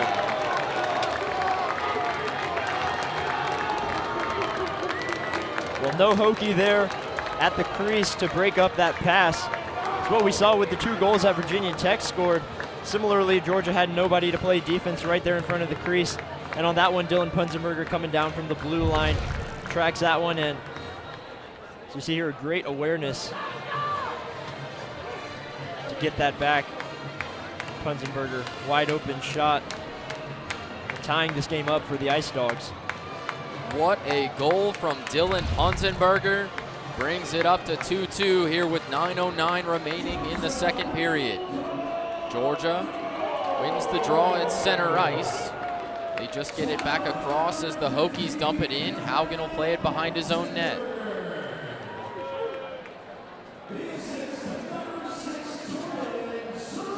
Tie match here in Charlotte, North Carolina, as the Ice Dogs dump it in. Virginia Tech looking to clear. West Valiant sends it across, and now stuck behind Haugen's net. They knock it away to the side, tripped up along the boards. It was Charlie Kerrigan. The Ice has played well tonight, but a couple of slippery spots. We've seen a couple trip-ups here on occasion. Yeah, and Kendall was just talking about it's 70 degrees here. There are people in attendance wearing shorts and a t-shirt, which is not something you see in an outdoor hockey game very often. You really couldn't ask for a better rink given the circumstances. It has held up incredibly well. We mentioned probably the best conditions on the ice out of all of the 5 games that have played so far. Georgia will send it down and tipped across the line, quickly knocked away by the Hokies. Max Sullivan giving chase there. Collects it just below his own goal line. Off the Drew to Cray, and now Matt Tulo up the side. Pestered there by Ryan Bailey and Zach Knoll. The Ice Dogs playing solid defense, keeping the sticks active. Just past the 8-minute mark here in the second period. Cross pass by the Ice Dogs as Forrest deflects it off the blockers into the back glass. Now it's Zach Knoll across the sides. Has it knocked away as the Hokies chase after it. Larson and Tulo speeding up the side. Larson got tripped up, but he lands the pass to his teammate Jordan Sirota as the Ice Dogs work it into the neutral zone. Looking for the dump there, Graham Baird, but Forrest gloves it. We'll have a stoppage of play here with 7:14. And both these defenses have been playing really, really well. Even in a 2-2 game, the goals, especially for Georgia, have come on moments, such as the breakaway for Evan Moore, and then after coming off of 2 penalty kills for the Ice Dogs, coming down and just getting a great transition goal from Dylan Punzenberger. But other than those maybe 15 seconds of gameplay where the Hokies have given up 2 goals, they've played really, really well. Georgia have been able to capitalize on the limited opportunities. That'll come up big for them in the end as we're across the midway point of the second. Behind the goal, the Ice Dogs get it out to center ice. Evan Parente, the captain, working as the Ice Dogs are knocked down. We've got a whistle there on the puck. Declan Conway got laid out. Yeah, Declan Conway on that first line, and it's interesting to see that the Ice Dogs have relied on 2 guys who haven't gotten as many goals this season. Evan Moore's been really, really great offensively. He was even better last season. And Dylan Punzenberger, who's been on this team for a long time, also coming up big, but haven't relied on that first line like we might have thought coming into the game. You need those experienced players, those veterans of the team, to come up big in these big games, especially when the Stars haven't been able to get it done quite yet. Below the Hokies goal line, shot into the side of the net by the Ice Dogs as there's a big hit right in front of the net by Brian Rice. Caught up along the boards. Georgia looking to free it. They get it out to Parente in front of the zone, but just has it knocked away as he leaves the pass there for Ryan Bailey. Wes Valiant across the blue line, lets it fly. Batted into the boards by Haugen. Wachtel, far side, up to the blue line once again. Ripped wide to the right, DeVivo collects for the Hokies. Took a hit there from Sirota. And now the Ice Dogs collect it thanks to Ryan Miller. Working up along the boards. Cleared away by Virginia Tech, but quickly dumped back in by the Ice Dogs. Tyler Stewart getting it done as they go out for a change.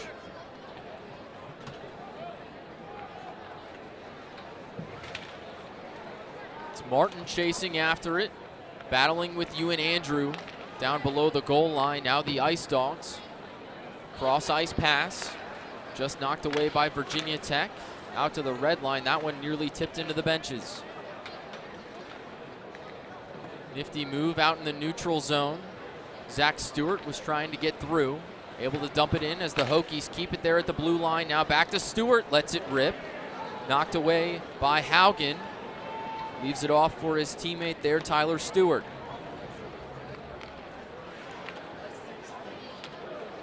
Georgia's been playing a solid defensive game here so far. Yeah, this second period, they've stepped it up. Haugen has been crucial for them in the net as well with his impressive save percentage. Such a tall player in the goal. The Hokies have had a tough time getting it past him. Yeah, and on a really big goalie like Isaac Haugen, you're not going to get any easy goals. They have to be really quality chances. He doesn't really let much easy stuff get by him, and the defense of Georgia has done a really good job at limiting those quality chances. What would the Hokies have to do to put another few past Haugen? They need to take advantage of that slot shot that, like I said, Georgia's been taking away, but they found many times, as well as capitalize on transition. As you see one brewing right now. The Hokies on the run, up the right side. Georgia keeping them up against the glass. As Haugen covers that one up, another whistle here at 4:18. You can't give enough props to Haugen there in the net. With the game he's played, just able to shut Virginia Tech down for a good amount of this game so far. Yeah, 19 shots so far for Virginia Tech. A lot of those coming in the first period. He was a big reason that the score wasn't any worse than it was going into first intermission. It's no wonder that Georgia looks to play him just about every game. Haugen has been dominant in the net this season for the Ice Dogs. Up against the boards, Georgia looking to free it. Somebody's glove out on the ground. Out to Nate Haley there. And Austin Hearn takes it away in the offensive zone. The Ice Dogs looking to clear. Hearn takes it back. Trying to dance around the left. He leaves it there, defended well by Owen Larson. And the Ice Dogs still not able to clear it. It's just going back and forth with Austin Hearn. That shot right in front of the net, not able to sink it through. As Georgia finally able to clear that puck. They had so many takeaways, and Hearn just took it right back. That was big, and now Georgia's able to get 5 fresh skaters out on the ice. A long shift for the Ice Dogs, and then an icing there for the Hokies will bring it back the other way. Yeah, on the face-off, Virginia Tech's done really, really well today. They've won more than the Ice Dogs have, but coming into today's game, Georgia relies a lot on those quick shots off the face-off that have allowed them to get many goals this season. Ren, what do you think the difference maker is going to be as we get into the last couple of minutes of the second period? How does Georgia take the lead here? I think they're going to have to keep the momentum that they've had in this second period. They have gotten the only goal this period, but it's all about who's hot. They're going to need to get a goal from someone on the first line. That's who they've relied on offensively all season. Parente, Conway, and Bailey. Bailey doing really well, has one of the most powerful shots in the conference. We'll see if he can muster up something. We've got a correction. It wasn't an icing. It's actually a power play here for the Hokies. They'll have 2 minutes with the man advantage. 0 for 2 so far tonight on the power play. The Georgia PK has been quite impressive.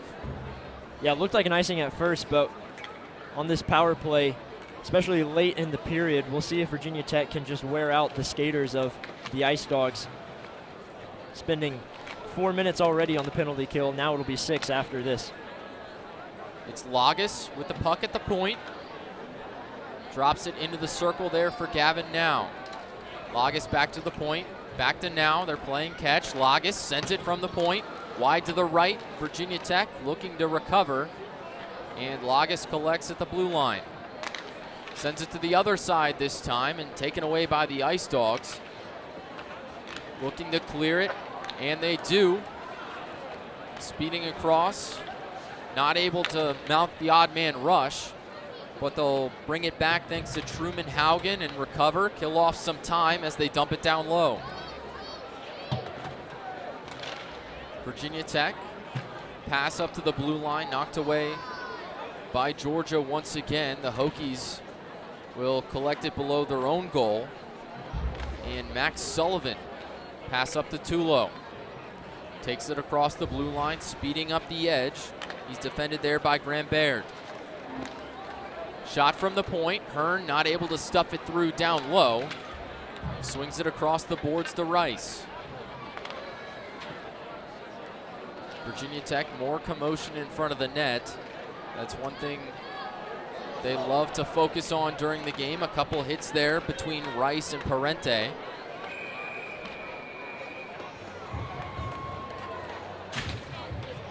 Looks like that'll do it for the power play for the Hokies. Tyler Stewart serving the penalty on that one. One of the few guys on this Georgia team who is actually from Georgia. He grew up playing at the Ice and Cumming, and he originally started on this team as a forward in his first season, but then got transitioned into a defenseman. So he's found a new spot on that defensive line for the Ice Dogs in the past 2 seasons. Georgia perfect on the penalty kill here tonight. The Hokies power play numbers down quite a bit this season from the last. The Ice Dogs just able to clear it out to center ice. Trevor Kellogg will dump it down low behind the goal. Haugen plays it to his teammate. Now it's up to Charlie Kerrigan along the boards.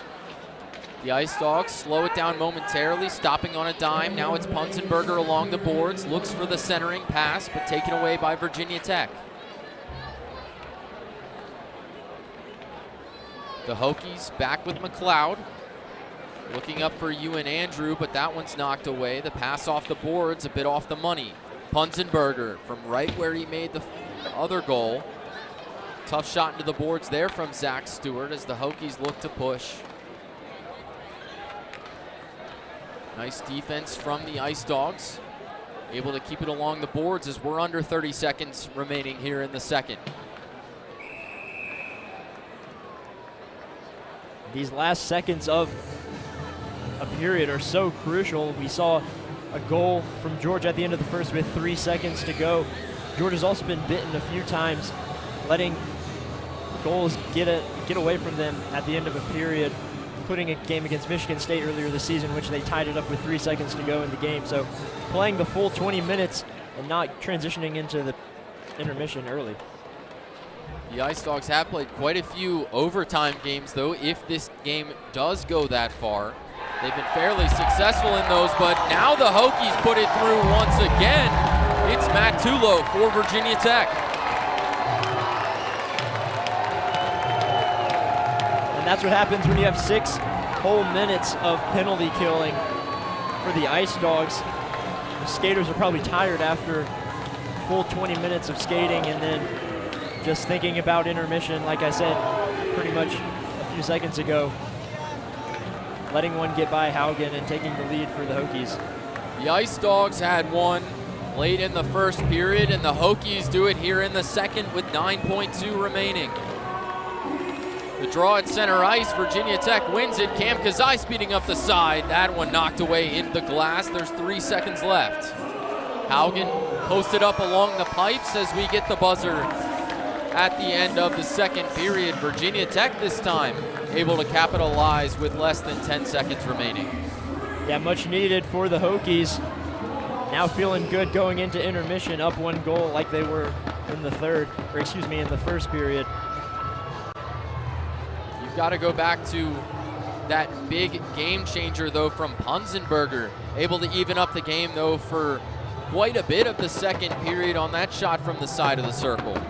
Yeah, I mean, that was huge, and seeing it come from a guy like Punzenberger coming into the game with 3 goals this season, that's a huge goal from him, and good to see coming in to the game. Well, the Hokies take the lead by a goal. It's 3-2 Virginia Tech as we get ready to send it down to Kendall here with Georgia head coach John Camp. Well, Virginia Tech scores with less than 10 seconds left in this second frame. How would you like for your group to respond to the third? Get a good talk between You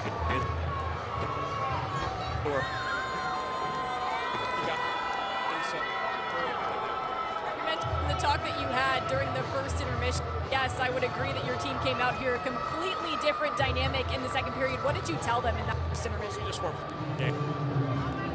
into the excitement of this event. Maybe it's a little bit of the focus away. We just have to kind of give them a little bit of a talk to and get back to our game. Pretty good there. The second goal of the game for your group came about halfway through the second period. What did you like about that sequence? Well, they're just coming in and they're doing what we're asking them to do. We're crashing the net, trying to make sure that we're getting good, quick passes. Obviously, the ice is in a great condition. Some of the things that our guys are typically used to doing, we got to take that away from them and remind them to play to the conditions here. All right, Coach, thanks so much. Appreciate it. Thank you. Nice, back to you. Thanks, Kendall. Well, you heard it right there from John Camp. Georgia not quite playing their game as Virginia Tech takes the 3-2 lead here in Charlotte.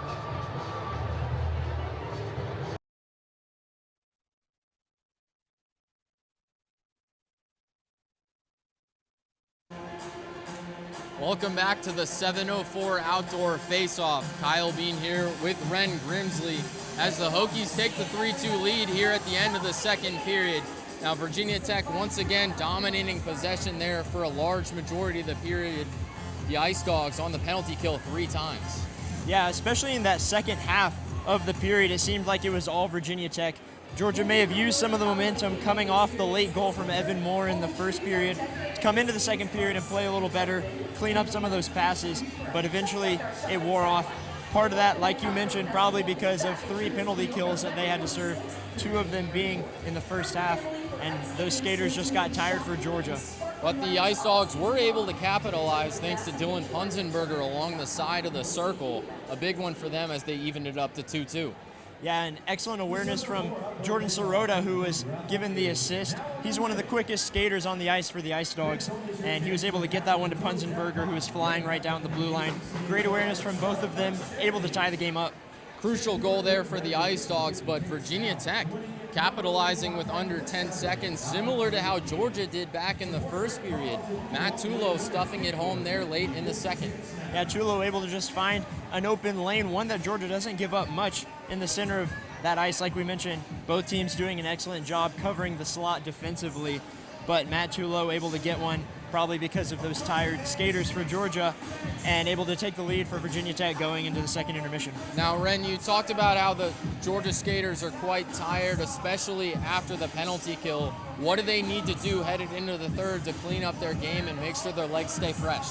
Well, they got to know that there's only 20 minutes left in this game. The only chance they get here at this outdoor arena, it's beautiful with a great skyline, great conditions. They need to know that there's only 20 minutes left and they have to take advantage of this and get a goal here, get 2 goals if they want the lead. But like you mentioned on the call, they have overtime experience. That overtime experience could be big if they're able to even it up into the third period. But right now, the Hokies with the 1-goal lead here at the end of the second. We'll be back in a few minutes with some highlights from the second period. Join us right back here on ESPN+. Hey everybody, I'm out here at our ice rink at Truist Field, but I want to remind you that this rink won't be here in just a few months. It'll be time for baseball season. The Charlotte Knights season is quickly approaching and tickets are going on sale soon. Tickets will be on sale soon for our opening night, Friday, March 27th. The Charlotte Knights taking on the Durham Bulls and for the rest of the season. So head over to charlotteknights.com. Stay on the lookout over there. We can't wait to welcome you all back to the ballpark. Everyone has a community, a neighborhood, school, kids' teams, where you worship, work out, or any other place or group where you choose to belong. Communities can provide support when you need it, and even when you don't know you do. Like when it comes to preventing underage drinking and other substance use. Community members can be your eyes and ears when you're not with your kids and alert you to signs of potential problems. Learn more at talktheyhearyou.samhsa.gov. When you look at me, you might see a person with Parkinson's disease. But if you look closer, You'll see A warrior mom. an endurance athlete. someone with a lot of fight. every 9 minutes, someone is diagnosed with Parkinson's disease. And every one of them can turn to the American Parkinson Disease Association. Look closer. My spirit Is unshakable. Visit apdaparkinson.org to learn more and show your support today. For each life moment, your kids could get free or low-cost health coverage from Medicaid or CHIP. Kids up to age 19 are covered for checkups, vaccines, dentist visits, hospital care, and more. Your kids may be eligible now, even if you've applied before. And if they already have Medicaid or CHIP, remember to renew every year. Get started now at insurekidsnow.gov. Paid for by the U.S. Department of Health and Human Services. You want to talk about blood cancer? Definitely not. What the?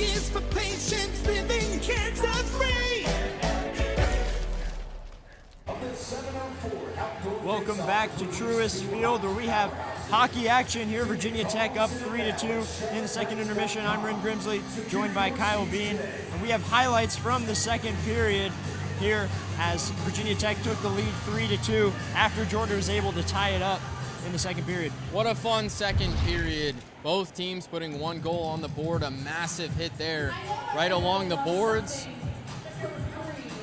Too low, looking to stuff that one in, but not quite able to capitalize. Now Georgia up along their side and rips it over to Punzenberger, who jams it home. A big one for the Ice Dogs as they even it up at 2-2 earlier in the second period.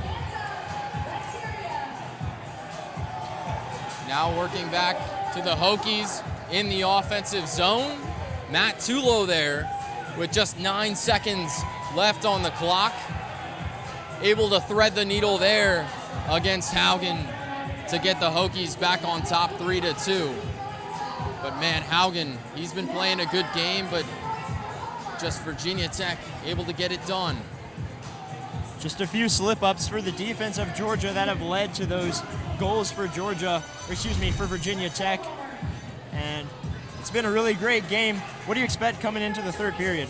I think we're going to see much of the same in some aspects. The Hokies have dominated possession, but I think Georgia won't have 3 back-to-back penalty kills to deal with. I do think head coach John Camp is going to have them clean their game up a little bit, potentially get a power play mix in there. I do expect this to be a close one.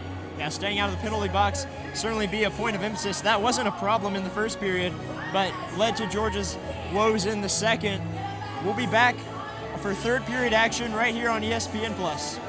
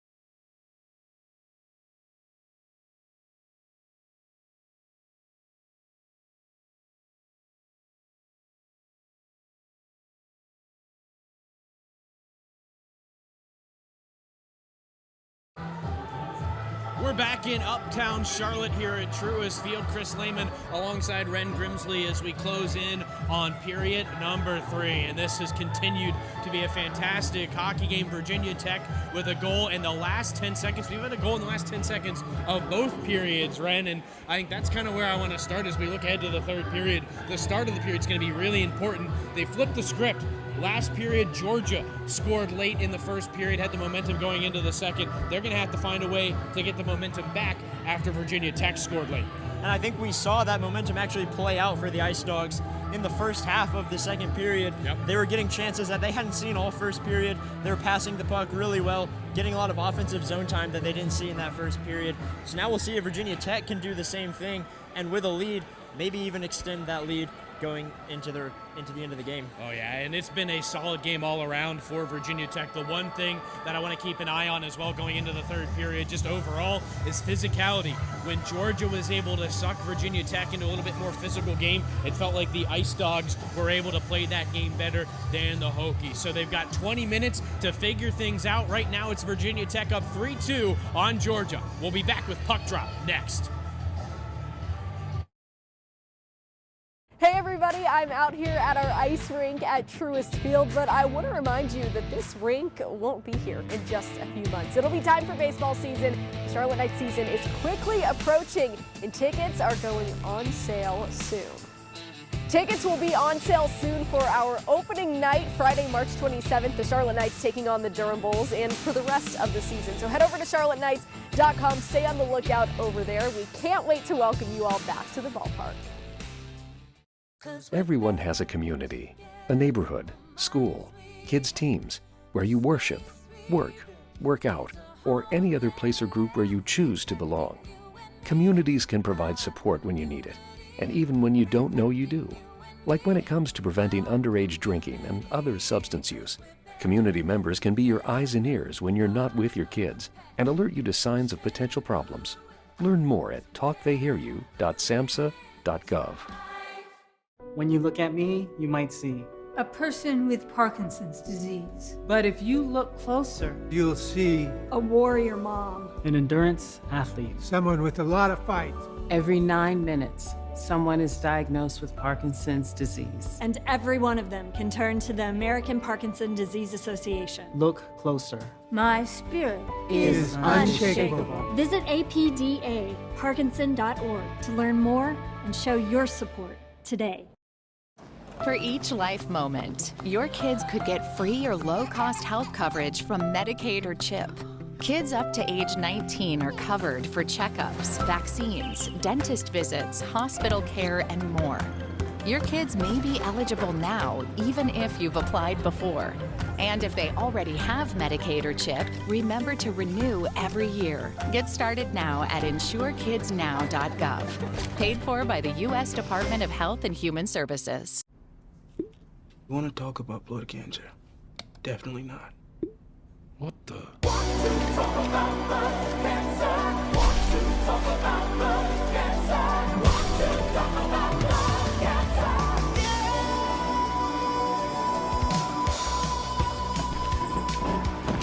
For blood cancer to go away, a blood stem cell transplant is the way. United for patients every day. What does that mean anyway? It means new members on the registry. And it's for matching donors to patients with blood disease. T is for doctors making discoveries. P is for patients living cancer-free.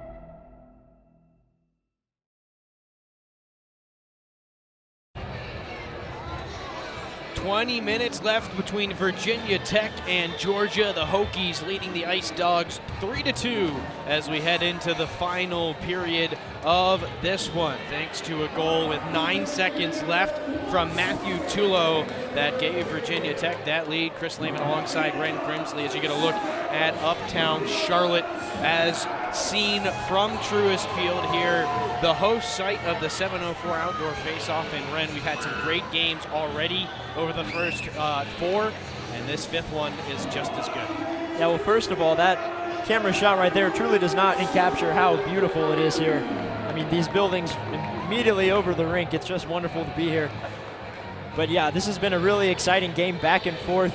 Georgia was able to tie it up in the second period, seeming like they had all the momentum on their side, and they did, but they had struggles staying out of the penalty box, and that ultimately led to what I believe retired skaters for Georgia at the end of the second period, and a goal there for Matt Tulo of the Hokies, taking the lead for Virginia Tech.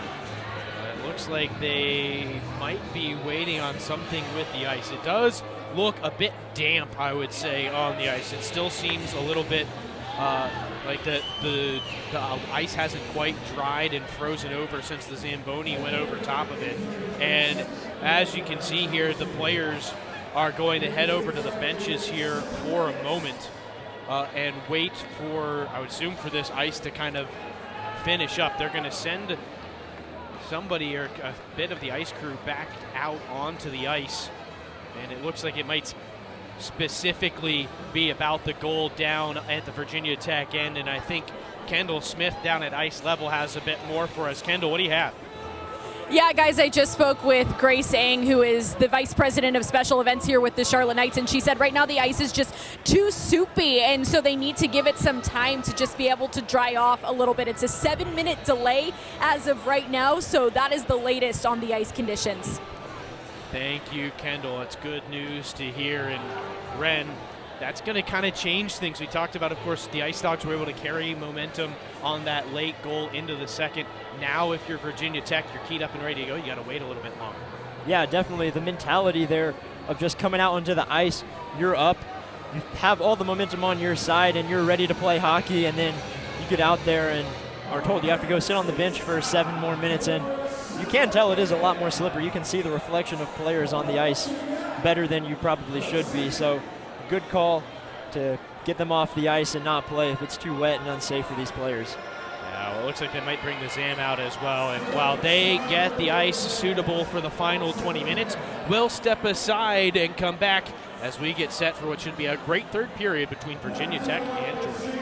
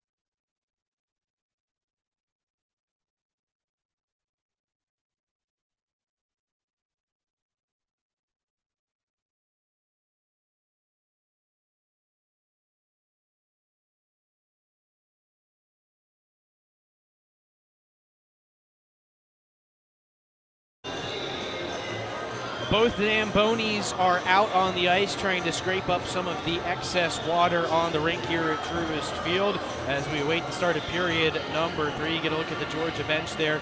Chris Lehman and Ren Grimsley with you. We're going to take a look at how we got here. We'll go all the way back to period number 1. It was a dominant one for Virginia Tech, and it was this tip from you and Andrew that opened up the score. Like you mentioned, all Virginia Tech that first period, they were knocking on the door so many times. Got to figure eventually one was going to go in. See a deflection there on that first goal, and then right here, nobody able to cover. Just getting an easy goal right there in front of Haugen. Marshall Campbell all alone there. The 2 goals Virginia Tech scored that period were all about getting alone in front, but you can't quit until the final horn of the period. You saw there as Moore picks up the goal for Georgia with 3 seconds left in the period. It was the first of 2 goals. Both periods had goals in the final 10 seconds, and the Ice Dogs take advantage there. They carry that momentum into period number 2, and they tied it up with that goal. Yeah, that goal by Moore at the end of the first just gave a little bit of life to this Ice Dogs team. They came out a lot hotter in that second period, and Jordan Sirota on a pass to Punzenberger, able to tie the game up. However, another goal at the end of the second period by Tulo for the Hokies, able to take the lead, making it a 3-2 game. Now you got to figure it's still anybody's game, as we saw Georgia able to come out hot after the last intermission and tie the game up down 2. Well, the ice starting to look better as they continue to scrape up some of the extra water. The fans here definitely ready to go for what should be a fantastic third period. And even the teams down on the bench getting into it a little bit. But this is a really interesting twist to the end of this game here, because it goes both ways. Both teams, I'm sure, were ready to go for the third period, and now you kind of have to sit on that energy and hope that you keep it as they play, or as they get ready to play period number 3. We're going to take one more quick break. When we come back, hopefully we'll be ready to play some hockey here in Uptown Charlotte. Hey everybody, I'm out here at our ice rink at Truist Field, but I want to remind you that this rink won't be here in just a few months. It'll be time for baseball season. Charlotte Knights season is quickly approaching, and tickets are going on sale soon. Tickets will be on sale soon for our opening night, Friday, March 27th, the Charlotte Knights taking on the Durham Bulls, and for the rest of the season. So head over to charlotteknights.com. Stay on the lookout over there. We can't wait to welcome you all back to the ballpark. Everyone has a community, a neighborhood, school, kids' teams, where you worship, work out, or any other place or group where you choose to belong. Communities can provide support when you need it, and even when you don't know you do. Like when it comes to preventing underage drinking and other substance use. Community members can be your eyes and ears when you're not with your kids and alert you to signs of potential problems. Learn more at talktheyhearyu.samhsa.gov. Hey everybody, I'm out here at our ice rink at Truist Field, but I want to remind you that this rink won't be here in just a few months. It'll be time for baseball season.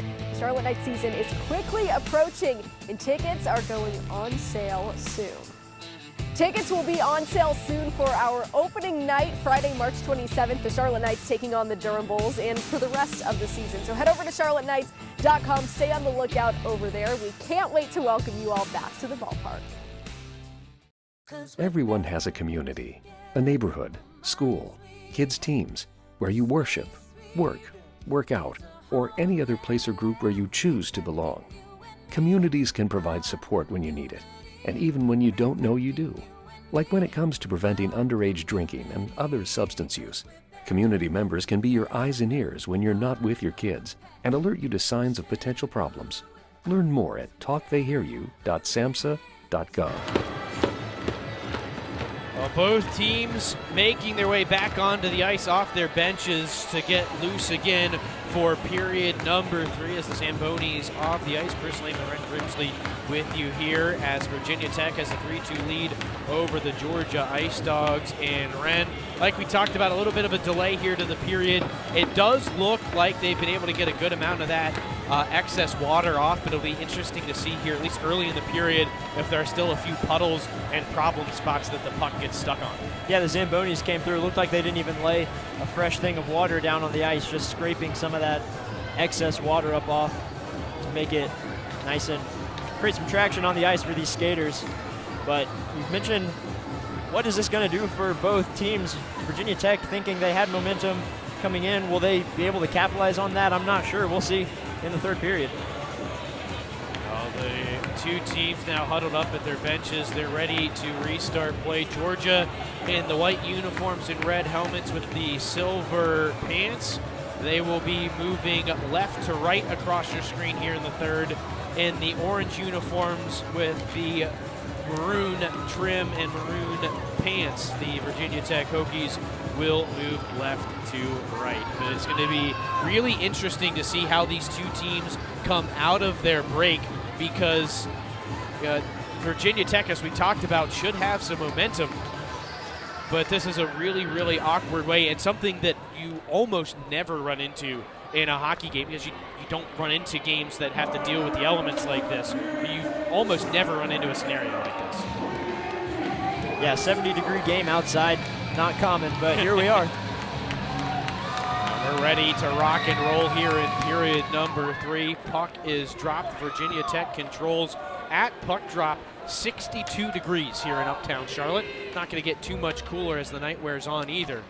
Very comfortable for the fans. A little bit complicated for the ice crew. Virginia Tech in on the forecheck. Backhanded down below the goal line. It'll be collected by Tulo, most recent Hokie goal scorer. Chipped back down deep at the defense by Max Sullivan. He'll hold the line again. Deflected shot off the pad of Haugen as he faces the first shot of the period. Shots 22-12 coming into this period. They were 9-6 in favor of Virginia Tech in period number 2. That just goes to show the domination that Virginia Tech has had in the offensive zone, getting a lot of shots, but Georgia's defense has done a pretty good job at limiting the quality of those shots that they've taken. It'll be pitchforked into the zone now by Gavin Peduzzi, the top line for the Hokies out there, as the Ice Dogs miss the connection on that stretch pass. It'll be icing just a minute and 5 seconds into period number 3. And Virginia Tech has been the stronger team in the face-off circle throughout the night. And you do wonder if that extra possession is already helping them, and if it'll make an even bigger difference here in the third. Well, that's definitely a contributor and something that Georgia wants to maybe improve upon, especially if they're going to come back and take a lead here or even just tie it. Another face-off win in the offensive zone for the Hokies. They've won the first 2 draws of this period, but Georgia able to force the puck out into neutral ice. Sent right back in at the blue line by Theo Lanigan. In on the forecheck is Ethan Garla. Has some help from Cam Gasai behind the goal. It squirts loose though, and Georgia has it in the form of Bill Martin. Good pressure from the Hokie forecheck though. Peduzzi trying to whip one on goal from that far wall. Fanned on the pass, and it'll be chipped back down low by Rice. Collected by Haugen at the defense. He'll send it all the way down. Not going to have icing here, so Georgia able to get some fresh legs out there. They'll have a chance to go in on the forecheck, but I think that one might have slipped under the Zamboni doors over in that corner. That's been an interesting kind of a wild card to this ice throughout the course of these last couple weekends. We saw it a little bit earlier tonight. There was an awkward carom off the boards in that corner where the puck squirted out in front, and there it kind of got jammed. That's what you get with those temporary ice rinks. Georgia knows all about that, playing in the Classic Center for several years, basically in a ballroom with an ice rink set up for 2 months out of the year. This time it'll be icing on Virginia Tech as the Hokies shoot one the length of the ice. Just 2 minutes gone in period number 3. This is game 5 of 6 here as part of the 704 outdoor face-off. Last weekend, Auburn and Coastal Carolina kicked things off as the Tigers beat the Chanticleers 9-4. Then we had our first of what is 2 overtime games so far in this 704 outdoor face-off as South Carolina beat North Carolina. Here's a chance for Virginia Tech. Shot rings off the iron for Jackson DeVivo, and Georgia able to clear the zone momentarily as we've got a whistle And I think we might have seen Virginia Tech in offsides over in front of the Georgia bench. So we'll get a neutral zone face-off here. Powerful shot here after the breakaway. There's a little bit of net movement from my eyes. Can't really see it there on the replay, but either way, that was about as close as it gets without being a goal. Another face-off win for the Hokies. Can't clear it into the offensive end, though. It'll be shot right back out by the Ice Dogs. First one to it for Tech is Sullivan. His clear up the wall, shot down. Oh, it's thrown off the pipe from the high slot. A great chance in front. I believe that was Evan Moore, who scored the first goal for Georgia in the first. And now Virginia Tech has a chance to go on the attack. Stopped up on the near wall. Good stick lift from Ewan Andrew, but he wasn't able to come away with the puck. Clearance blocked down now by Zach Stewart. He'll walk the blue line, slides it down low. Andrew with the pressure for Virginia Tech. The Ice Dogs able to find some time and space. Graham Baird trying to skate it out and can't. Ends up leaving it for Watson. His headman pass disrupted, and it's loose in the neutral zone for Virginia Tech to take over. Now some space for Sullivan down the right wing. He's forced off the puck by Tyler Stewart. Stewart lost the puck, and it's the Hokies back in control. Tulo as the difference maker right now. He loses that board battle, and Georgia clears. Hokies gain the blue line, but a little hesitation from the defenseman Rice, and they're offsides. Good break for the Ice Dogs. They were entering that zone, and it's looking a lot like that first period where it was all Virginia Tech getting time in their offensive zone. Georgia's did have a really good chance on the other end with Evan Moore. But they're going to need to establish some more offensive zone time if they want to tie this up. It'll be interesting to see. Both Zambonis are actually closer to the ice rink than they typically are. As I take a look over into that corner, I think they're ready in case they need to come back out and clear things up a bit midway through this period. You see that in some of those outdoor NHL games if the ice is messy. Here's Virginia Tech with another chance. Tulo sweeps one in front, nobody there in an orange jersey. Hokies, though, hold the zone as the shot from the blue line held in the glove of Haugen. A little tester from Theo Lanigan. 16:06 left in the third. And right now, Virginia Tech just continuing to apply pressure to Isaac Haugen, making him make plays. He doesn't give up many dumb goals, but no goal there. About as close as you could get once again on that goal, on that shot. I've seen both teams with a couple of really good chances already this period. Both teams have hit a pipe. Virginia Tech continuing in the offensive end, though, pinching in the defenseman McLeod will walk it down below the goal line. Now he's behind the net, pestered there as he works into the near corner. Ryan Miller on him. Puck comes loose and it deflects out of play, and I think somebody caught it in their cup over there. Got to watch out. There's not quite as much netting around this rink because you're a little bit limited. That one came up into the upper level. There is a big distance between the rink and where the fans are sitting, but even then when they're shooting as hard as they are, and a puck goes rogue. Got to keep your eye on it, but I saw a splash, so I think somebody, they either spilled their drink catching it or caught it in their drink. Either way, it's pretty impressive. Another offensive zone draw for Virginia Tech. This time it's the Ice Dogs with control, and they'll be able to clear the zone. It's deflected on the clearance, so no icing here. Still Virginia Tech skates it out of the zone with relative ease. Haugen at the defense. Throws it backhand off the wall, but not out. Forced down low again by the Virginia Tech forecheck. Wachtel down below the goal line. Centers it. That one sent right back to him. And Haugen takes over for the Ice Dogs. He's under pressure from a couple of Hokies. He'll be wrestled to the ice by West Valiant. And again, the Ice Dogs rather will have to reset the breakout. Pass up the left wing was intended for Wyatt McAvoy. A little bit too much on it though. And now the Ice Dogs ice the puck, and Wren looks like they're starting to get a little bit tired, and I think Virginia Tech is putting them in a position where they're at risk of making a crucial mistake. Yeah, that's what we saw in the first period, was just continuing to apply pressure offensively, getting those shots off. They doubled Georgia's shot total in the first period. And that seems to be a similar tactic in this period, just constantly making this Georgia team uncomfortable, and we haven't seen physicality from the Ice Dogs like we did see in that first period. So I would agree with you that perhaps everyone's just a little tired out there after traveling here and playing a lot of hockey. Well, they did reconvene and decide to put the face-off at center ice and not all the way down. A little over 5 minutes gone in this third period. Shots are 2-1 in favor of Virginia Tech this period. Heavy hit on Conway on that far side. That creates a chance in front, and a point-blank save made by Haugen. And he has a little extra shove for Campbell behind the play. Here come the Ice Dogs. Shot fought off by Forrest. And Georgia keeps the pressure on. Thrown off the bar. Another pipe hit by Virginia Tech, or by Georgia.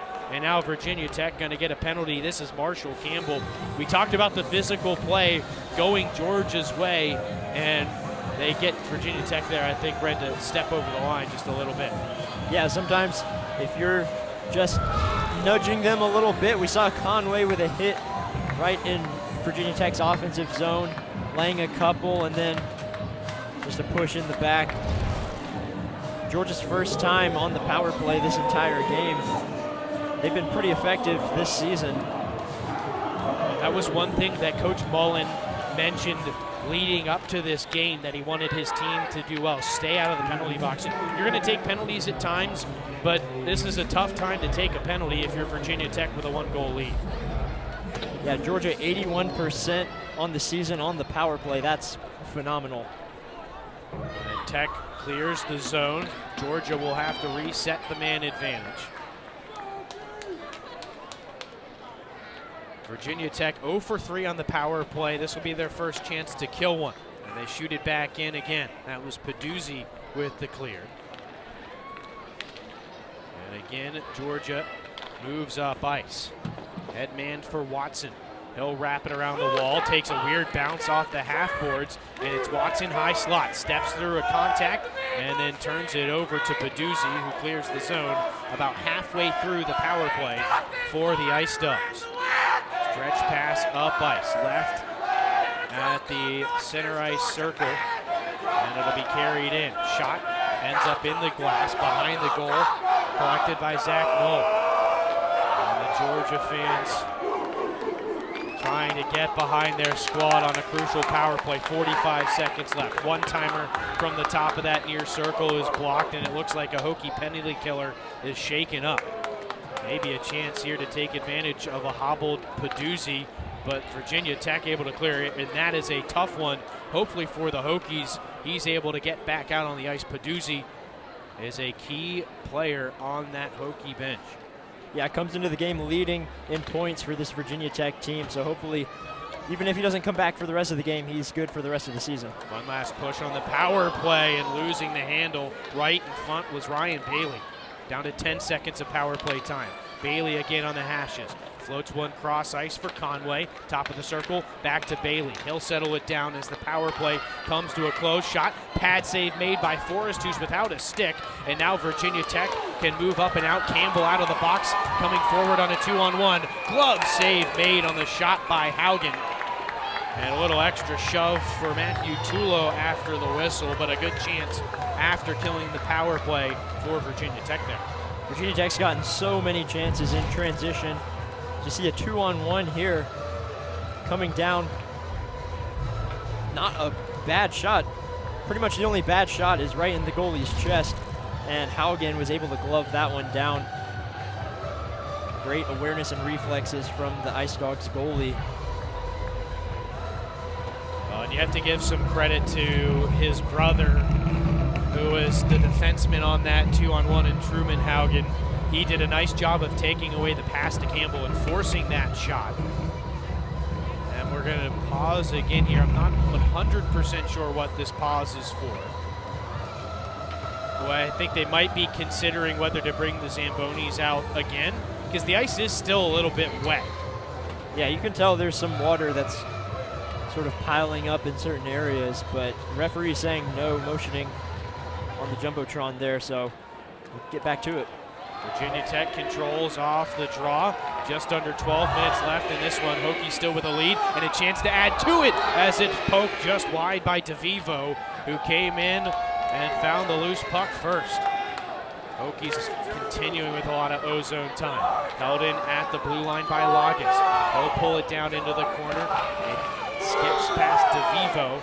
And Georgia a chance to clear, but they can't. Standing tall at the blue line there was Rice. He'll shoot it around the wall to the far side, and it's collected there by Zach Knoll. He's forced backwards, has some help in Tyler Stewart, who will wrap around his own net. Georgia skates it out past their own bench, chipped in by Ryan Miller, but it's deflected back out into the middle and a chance for Virginia Tech. Miller takes his man down, that's Stewart, hauls his man down into the net, and that's going to be an easy call for the official and a 2-minute power play upcoming for Virginia Tech. Yeah, Stewart pretty much no other choice than to just play aggressive right there. If you're going to play aggressive, at least not give up the goal. And Georgia's penalty kill, which has been very successful on 3 chances this game. And this is Stewart's second time going to the penalty box. Holding penalty, but like you were saying, there really wasn't a whole lot of other options. You could hope that your goaltender Haugen could make the one-on-one save there, but you'd rather, the way they've been able to kill the penalties, you'd rather take your chance killing off 2 minutes. And if you don't play aggressive there and you let Haugen take a chance at it and, the Virginia Tech, they score, then you're going to get torched when watching film for not playing more aggressive and taking away that shot. So Virginia Tech with their 4th man advantage of the game. Their other 3 came last period, and they went 0 for. Off the draw, it's tied up in that near circle. Hokies able to get to it first. Kazai cuts right to the net, and it'll be covered up in the crease by Haugen. And Georgia didn't like the extra activity in front of their netminder. And we're starting to see the tempers boil up a little bit, Ren. Yeah, well, Georgia needs to get a goal, and we saw them playing aggressive in the first and second periods, and it boded well for them. It was one of their stronger points in that first period. It's kind of dialed down a little bit the first 10 minutes of the third period, but rallying it back up, especially if you take a shot at Haugen. Bill Martin there, not letting that slide. They're going to bring the face-off, interestingly, out of the zone here. Somewhat of a free clear for the Georgia penalty kill, who still has 1:52 to bleed off the clock before Stewart comes back onto the ice after his holding penalty. Georgia to it in their own end, shot down the ice. And Virginia Tech will regroup in their own end. You can definitely tell, particularly at the Virginia Tech end where there hasn't been quite as much activity, it's still nice and damp, almost like the Zambonis just came off the ice. Peduzzi into the zone. Can't connect cleanly with Kazai, and now Parente will clear it up ice for Conway on the penalty kill. They're going to try and attack shorthanded. Stepping in front in the high slot, though, is Gavin now. Conway still with the forecheck on. Peduzzi, we saw block a shot earlier that stung him. Good to see him back on the ice. Rink wide pass, can't be corralled there. Ooh, a chance had that pass connected for Conway shorthanded. Georgia had a shorthanded goal in their last game against Texas. So we'll see if they can do that again. So far, a couple of good chances in previous penalty kills as well as this one. They do have some firepower out there to finish. Virginia Tech still in control on the man advantage. 48 seconds left. Parente clears it the length of the ice. And Virginia Tech again will have to regroup and try to set back up. Running out of time though, 35 seconds of power play left. Glove down in the neutral zone by Austin Hearn. They'll look cross ice as the Hokies break into the zone. DeVivo drops it off as he loses an edge in the corner. Back up top, shot from Rice, deflects wide. I'm not sure Haugen saw it the whole way through. Good chance there for the Virginia Tech power play, but that might might be the last chance they get as Georgia forces it back to the Hokie zone. Pass to center ice for DeVivo, lost it over toward his own bench, and one more clear, finishes off the man advantage. 0 for 4 now in the power play are the Hokies. If you're head coach John Kemp for the Ice Dogs, you got to be thrilled that your penalty kill has done so well, but also a little sour that you've put yourself in the position where you've had 4 penalty kills that you've had to do this entire game, especially one here late in the game when getting a goal is so incredibly important. Icing on Georgia. Face-off will come back down the ice, rather to center ice. And while we have a moment, we'll throw it down to Kendall. Kendall, the ice still looking a little wet. Yeah, guys, I feel like a meteorologist down here. It's 64 degrees in Charlotte. The ice is certainly slick. Right now, 84% humidity here in Uptown. Right now, that is extremely high. So you would think as it gets later on into the night, the ice would get colder. Not the case right now, guys. That is a great point, Kendall. I had thought about that. I hadn't mentioned it, though. I'm glad you brought it up. Humidity. North Carolina, even when you get into the fall, still humid, even though you don't feel it as much. And that definitely plays a role as that layer of water from the humidity still kind of sits down on the ice. Virginia Tech pokes it into the Georgia end. On the forecheck here is Jacob Wachtel. Worked around to the near side on the half wall, collected by Ryan Miller. He can't clear. Virginia Tech has done a great job at the blue lines, both their own defensively and offensively. Puck swatted down now by Stewart. Clears it to neutral ice, but again, Virginia Tech there to send it back the other way. Looks like it hit a Georgia player and ricocheted back up ice. And if you're the Ice Dogs, not quite yet, you're still only down 1, but you're going to start feeling the pressure of the clock here shortly, as we've got just over 7.5 minutes to play, and it's still a 3-2 advantage for Virginia Tech. Here's a chance for Garlock in front, off the wall, and a big save made twice by Haugen on that far post.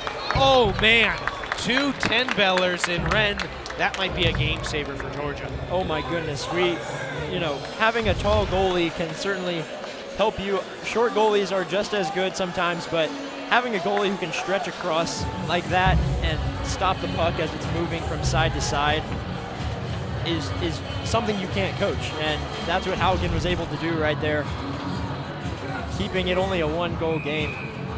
Such a critical moment. Yeah, a huge save for the senior out of Minnesota. He's going to have to stand tall on the post there. Seals it off on that far side. Georgia able to come away with a loose puck, and it's lifted up and out. So it's a foot race now. Georgia's going to win that race and negate icing. What a hustle. I believe that was Jordan Sirota who got there first. And now Georgia has a chance to set up. Haugen at the defense. Lost control as he held the zone. Georgia has to check up on the delayed offsides. And now Punzenberger to it. He'll chip and chase. Punzenberger already with a goal tonight. Thrown out in front through the slot. And it gets past Haugen and out into neutral ice. 6:45 to go now. Shots are 26-13 in favor of Virginia Tech. Puck sliding in. It'll be chased down now by Austin Hearn in that far corner. Tulo looking in the middle. His pass popped up in the air. Punzenberger hails it down. He crosses the line onside, but too many orange jerseys for him to handle there. And Virginia Tech back up ice. Hearn again, looking to steer it to the middle. That's shut down nicely by Graham Baird. Another chance in front, and a great job by Haugen to come out and stand tall, and now they're getting into it here late in this one. Things hockey fans love to see, a little bit of fighting there. You gotta be careful though. You don't want the tempers to get too hot. They're gonna get a couple of penalties, I think one aside, but if you're Austin Hearn there for Virginia Tech, you gotta be careful. We'll see on this replay, it got kind of swung around, so I'm not sure if it was just loose there, but they're swinging around. You've gotta be careful not to take an extra penalty if you accidentally connect. Yeah, fighting not really allowed in club hockey the same way it is you might see in the NHL, where they drop the gloves and really go after it. One thing, all these guys out there are wearing cages, so can't really land a clean punch either way, but in club, fighting not really allowed like it is. Well, it'll be Larson for Georgia and Hearn for for Virginia Tech. They will get matching minors for roughing, and we're going to get some exciting hockey here again. 4-on-4, save in tight by Haugen, and he's able to stay out of the way of that chance in front as the Hokies try to bank it off him and in. Georgia clears. It's icing, but this is an icing you'll take because they needed to alleviate some pressure. Really testing Haugen there. They have gotten that really good chances a few times, that being one of them. And there's, I want to say, a lot of water on the ice right now. It's coming up in puddles as guys skate around, and if you're Georgia, you can't be happy about that because that can hinder your ability to move the puck and skate around. And obviously that affects both teams, but Georgia being the team that needs to get a goal can definitely hurt that possibility. Kazai protects the puck behind the net, plays it up to the blue line, a one-timer, doesn't find the net on the way through. Kazai again behind the cage, plays it back up top. This time he finds Murphy McLeod, has some trouble with it, but finds Kazai again. Back over the far side, across, and a great defensive play. Gavin now had a wide open net. Virginia Tech continues to work. Now, out in front, bouncing puck, and another great save by Haugen. Oh my goodness, that glove doing overtime in the third. Wow, he's been phenomenal the past 5 minutes. Right here, backhanding that one. Not really expecting a shot. That's one of the harder things to save is when you're not expecting it. Gotta get that glove on it. Still a whole minute to go. 4-on-4 hockey. Right now, Virginia Tech is the one taking advantage of the extra space, but some trouble with the ice there, and now we've got a penalty on the Hokies. It'll go against number 22, Max Sullivan, who had some trouble. I think it's a bit of a problem area. We saw McLeod struggle to control the puck down in that same area along the blue line just a minute ago, but a huge chance here. Almost a minute of 4-on-3 and a full 2-minute power play for Georgia, their second of the night. Yeah, that's massive. 5 minutes to go. If you're Georgia, at this point, you're starting to think about maybe when you're going to pull Isaac Haugen, get that extra skater. Now you have a little bit of time to relax, not have to think about that, as you have the extra skater for at least 2 minutes. It's going to be an interference penalty that gives Georgia just under a minute of 4-on-3 time. As I said, their second power play of the game. They got lots of space to work with here. Bailey sweeps it across from the top of the umbrella. Haugen sends it back. Top of that far circle. Will be played back up top. Moore back across now. Shot deflects off a stick and high. Good chance there for Bailey. Another chance on the side of the goal. Virginia Tech can't clear. High slot, bouncing puck. Hops the stick of Moore, but he regathers along the wall. Stepping into the circle, played across for Bailey. He'll step into one and hit the glass. We have another delayed penalty coming up on Virginia Tech here, as the power play, or the penalty to Hearn, has come to a close. But it's going to be 5-on-3 now for a minute and 6 seconds. Well, that's something Coach Mullen talked about before the game, not wanting to give up, was staying out of the penalty box, and they've done a really good job of it so far in this game up until now, only having one penalty prior to this, but now in the most crucial time, 3 guys in the box. Or only 2, but now it's basically the same amount of time we saw in the last. Shot right off the draw. Haugen stopped by Forrest. But another penalty. That's 3 penalties on Virginia Tech in 2 minutes and 2 seconds. Those matching roughing penalties to Hearn and Larson came with 6:15 left in the period. Off the draw, good hustle play to clear the zone by Cam Kazai. Trying to kill some of this 5-on-3, still 50 seconds. Haugen at the red line, skates it into space and into the zone. Leaves it to the blue line for Bailey near side. Down into the corner for Haugen again. 38 seconds left of 5-on-3. Puck works back up top. Far side blue line, it's Conway with plenty of time and space. He'll look over his options. Walking in high slot has Bailey in the corner. Back out again, Conway. fires off the glass. On the side of the goal, Parente has some trouble with it. Lots of water down there. You can see it skittering off the puck. Another try. They score on the power play, and Georgia ties it. It's Conway.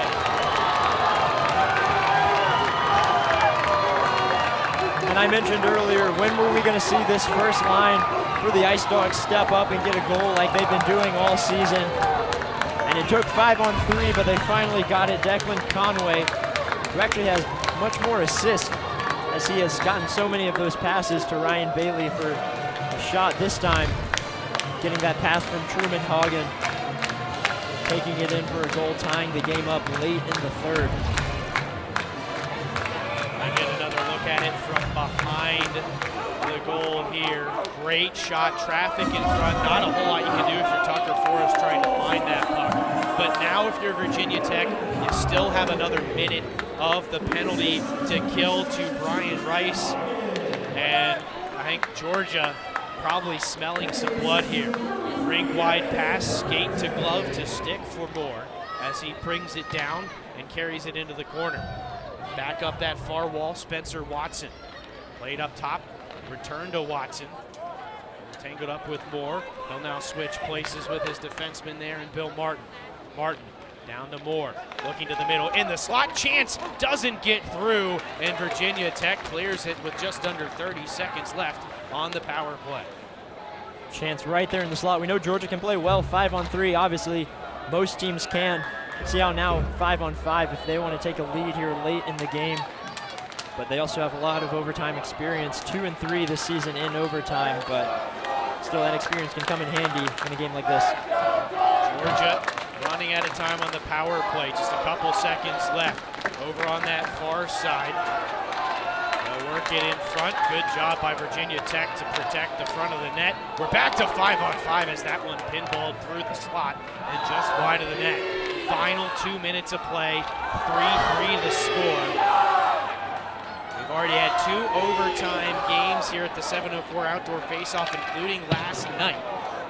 As Virginia Tech comes in offside, but this could be our 3rd overtime game if we go minute 50 without one. And another thing to note, and something if you're an Ice Dog fan you might like to hear, the home team has not won a game yet in this 704 Outdoor Faceoff. Coastal lost to Auburn, North Carolina lost to South Carolina, NC State to Alabama, and last night, well, ECU came away with the first win as a home team, so pardon me, but more often than not, it's been the away team that has won in this 704 Outdoor Faceoff. Down below the goal line, it's Jackson DeVivo. Under some pressure, has some help there from Valiant. Worked up the wall now, Bailey lifts it out of the zone. Breakout pass intended for Parente. He's unable to settle the hopping puck. Virginia Tech moves it back up ice. Heavy hit by Conway. Virginia Tech hoping for a penalty, didn't get it. 1:15 left. Traffic jam in front of the net, but Virginia Tech unable to find a shot, and they'll have to retreat for it. Lagas mishandles the puck under some pressure there from Ryan Bailey. We're down to the final 60 seconds. Parente deflects it into the zone. Virginia Tech can control at the defense. Played off the wall. Haugen has it for the Ice Dogs. Chips it forward. Parente trying to settle it down. He ends up kicking it right to Austin Hearn, and Virginia Tech moves up. Shot wide by Hearn. Loose behind the net.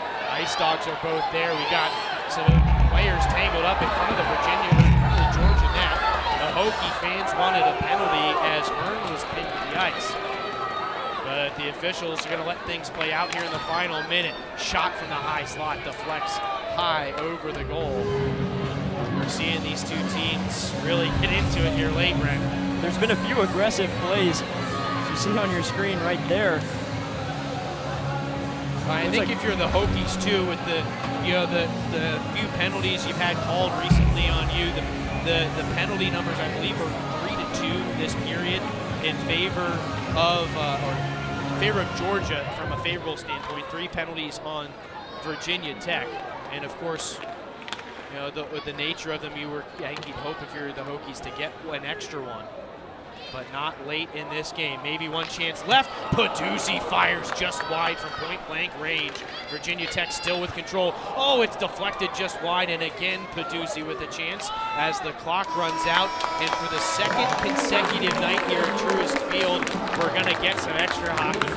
Well, 3 of the 5 games now have gone to overtime in the 704 outdoor face-off.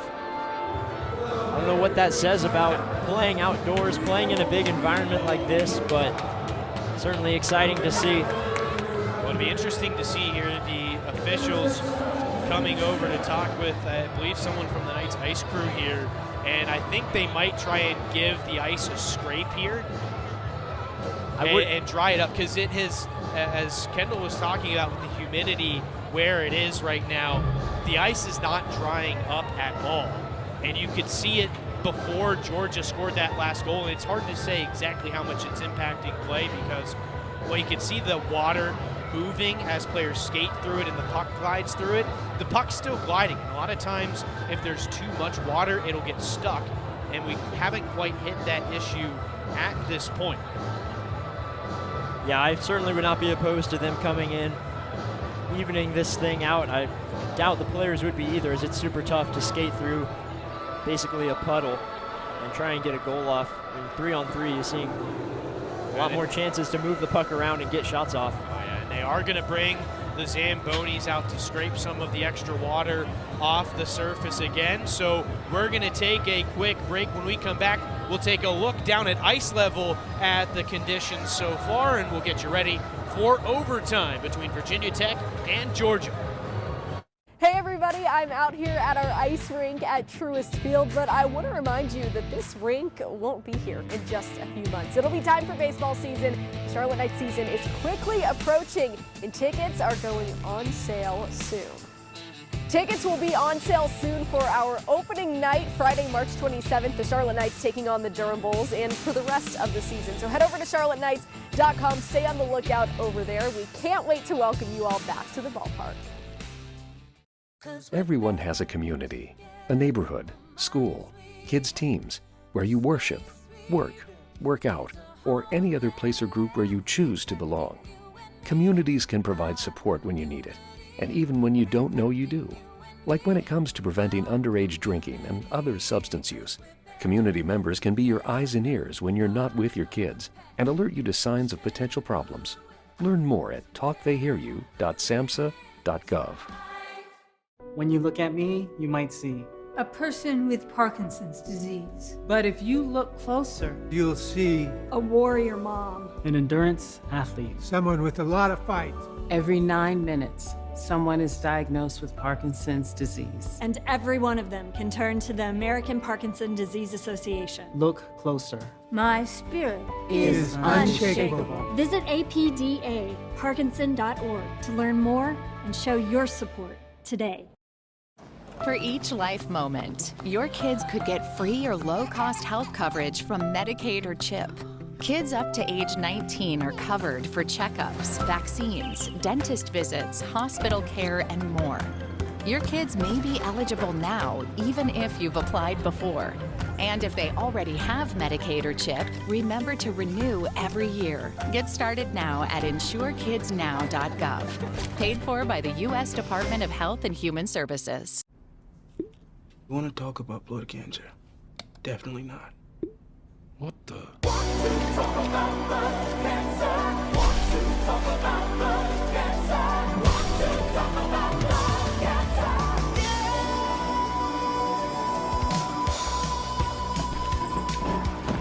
For blood cancer to go away, a blood stem cell transplant is the way. Uniting for patients every day.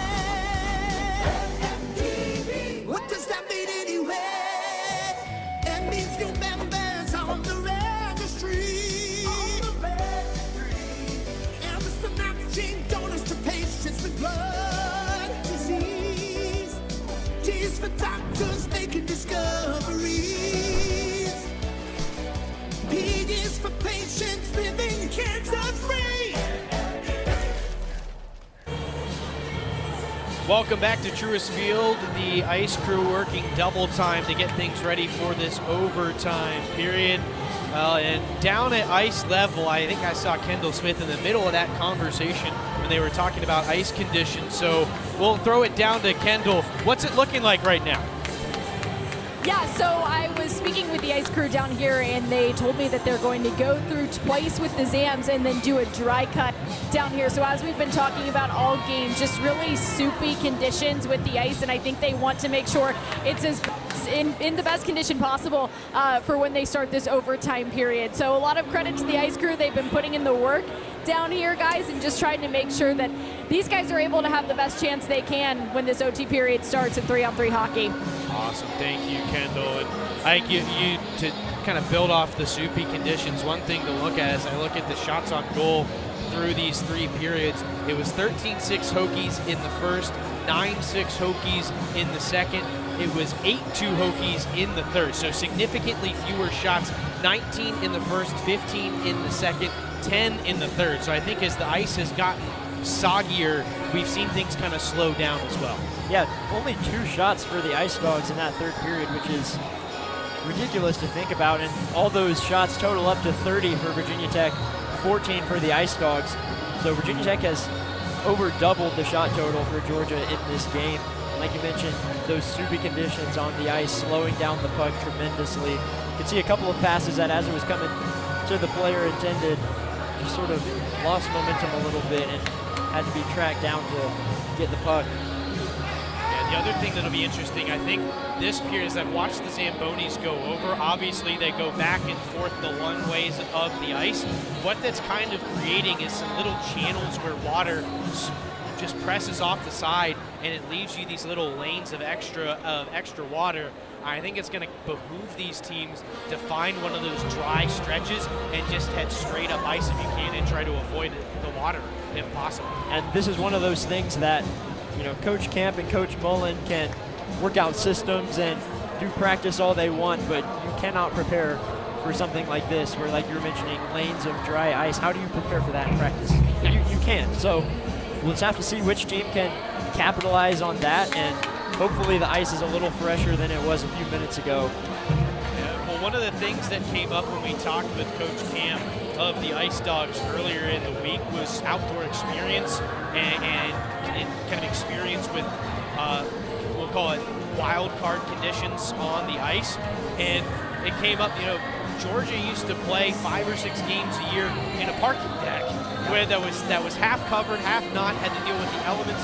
So you wonder if some of that experience, not as many players on the team that necessarily experience that, but from a coaching staff standpoint, you wonder if dealing with some kind of hairy conditions might advantage or lean towards the Georgia Ice Dogs when it comes to who's got the advantage this period. But looks like we're just about set to go. It'll be 5 minutes of 3-on-3 followed by a shootout if necessary. Now, if there is a penalty in the final 2 minutes of this overtime period and we go to a shootout, any player in the penalty box at the end of overtime is not eligible for the shootout.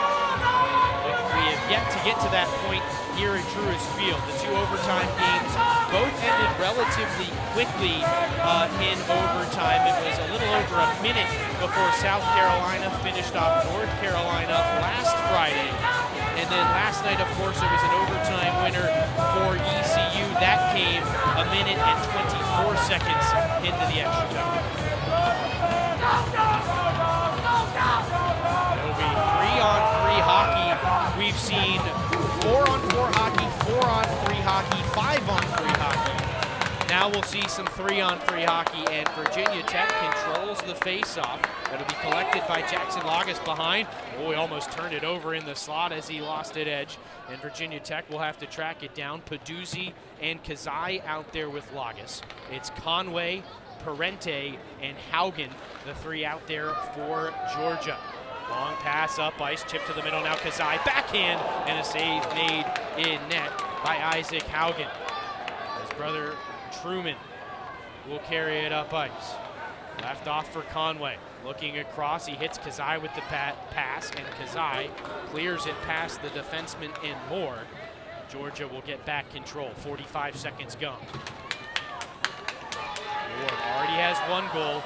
That came with less than 5 seconds left in the first period. He'd love another to finish things off. His pass, though, intercepted, and now Virginia Tech has their chance. Gavin now circles and finds space. He'll pick up speed through neutral ice. Skates past the defenseman, but a good stick there from Bill Martin to knock it loose. Hokies still have control, and they'll get set up. Now, sweeps it around the wall. That's going to turn the puck over, though. Ryan Bailey in possession. He'll hand it off now for Martin. And they can't connect on the breakout pass. Hokies take over, but it's quickly given back to Moore and the Ice Dogs. Forward now for Bailey. He absorbs a hit, chases the puck down in that far corner, has a man in front, but no passing lane. Now Georgia gets patient. Bailey just going to throw it rink wide off the wall, but the foot race is won by Gavin now. He'll skate forward, has some help coming in a little bit late. Now the shot, and that one ends up wide of the goal. Ricochets out for Bailey to pick up. He needs some help. There's a puddle on the ice. The puck got stuck in it, and it's turned over to the Hokies. Georgia's transition defense has been so good all game. That's one thing that might help them in this overtime, which we've already seen. And for Virginia Tech, face-offs have been a huge part of their game. Another save there from Haugen. You can feel the tension. Down to 2:40 left in overtime of a 3-3 hockey game. Virginia Tech led 2-0 and 3-2. Georgia has come back both times. Speed through neutral ice this time for Sirota. And he comes, he scores! He puts it short side on Forrest, and the Ice Dogs win it in overtime. Jordan Sirota, an unlikely hero for Georgia this game. He's done really well all season and is certainly the quickest skater on the ice for the Ice Dogs. And right there you saw his speed getting past the defender. Had a low angle shot, but able to get it over the shoulder of Forrest and sends a win for the Dogs as they head back to Athens. Well, that's a tough one if you're Tucker Forrest. There was a lot of speed coming down that right wing from Sirota, but we've seen some impressive comebacks in these games here outdoors, and it's tough with the ice being a little bit wet, but I do wonder if Georgia maybe a tad more experience in some hairy ice conditions than Virginia Tech, maybe that led to a little bit of an advantage late in the game. Yeah, well, some of the older guys remember playing at the Pavilion. Jordan Sirota, a rookie and a freshman on this team, not one of them, but either way, still able to use his speed, and maybe in those murky conditions, was just able to get around using his skills. Makes it 4-3 in overtime, and the conditioning also is one thing to factor. As we mentioned, Georgia has a lot more experience in overtime, and playing past the 60-minute mark is tough to do if you've never done it before, and in a big moment like this, an outdoor arena.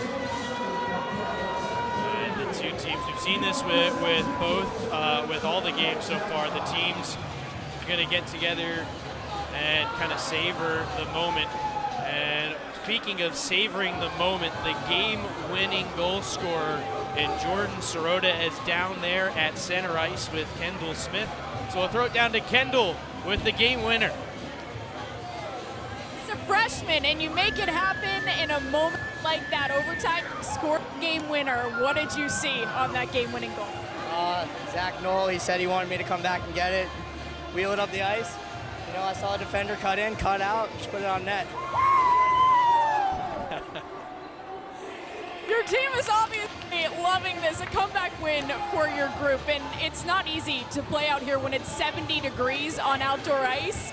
How did you make it happen tonight? A lot of water. There you go, a lot of water. A lot of water and lots to celebrate. How do you celebrate a win like this, Jordan? I don't know, actually, we'll see. Maybe a little nap, I'm a little tired. I bet you are. Congratulations on the win. Thanks so much. Thank you very much. Nice, back to you. Thank you, Kendall. What a finish to another thrilling game here at the 704 Outdoor Face-Off.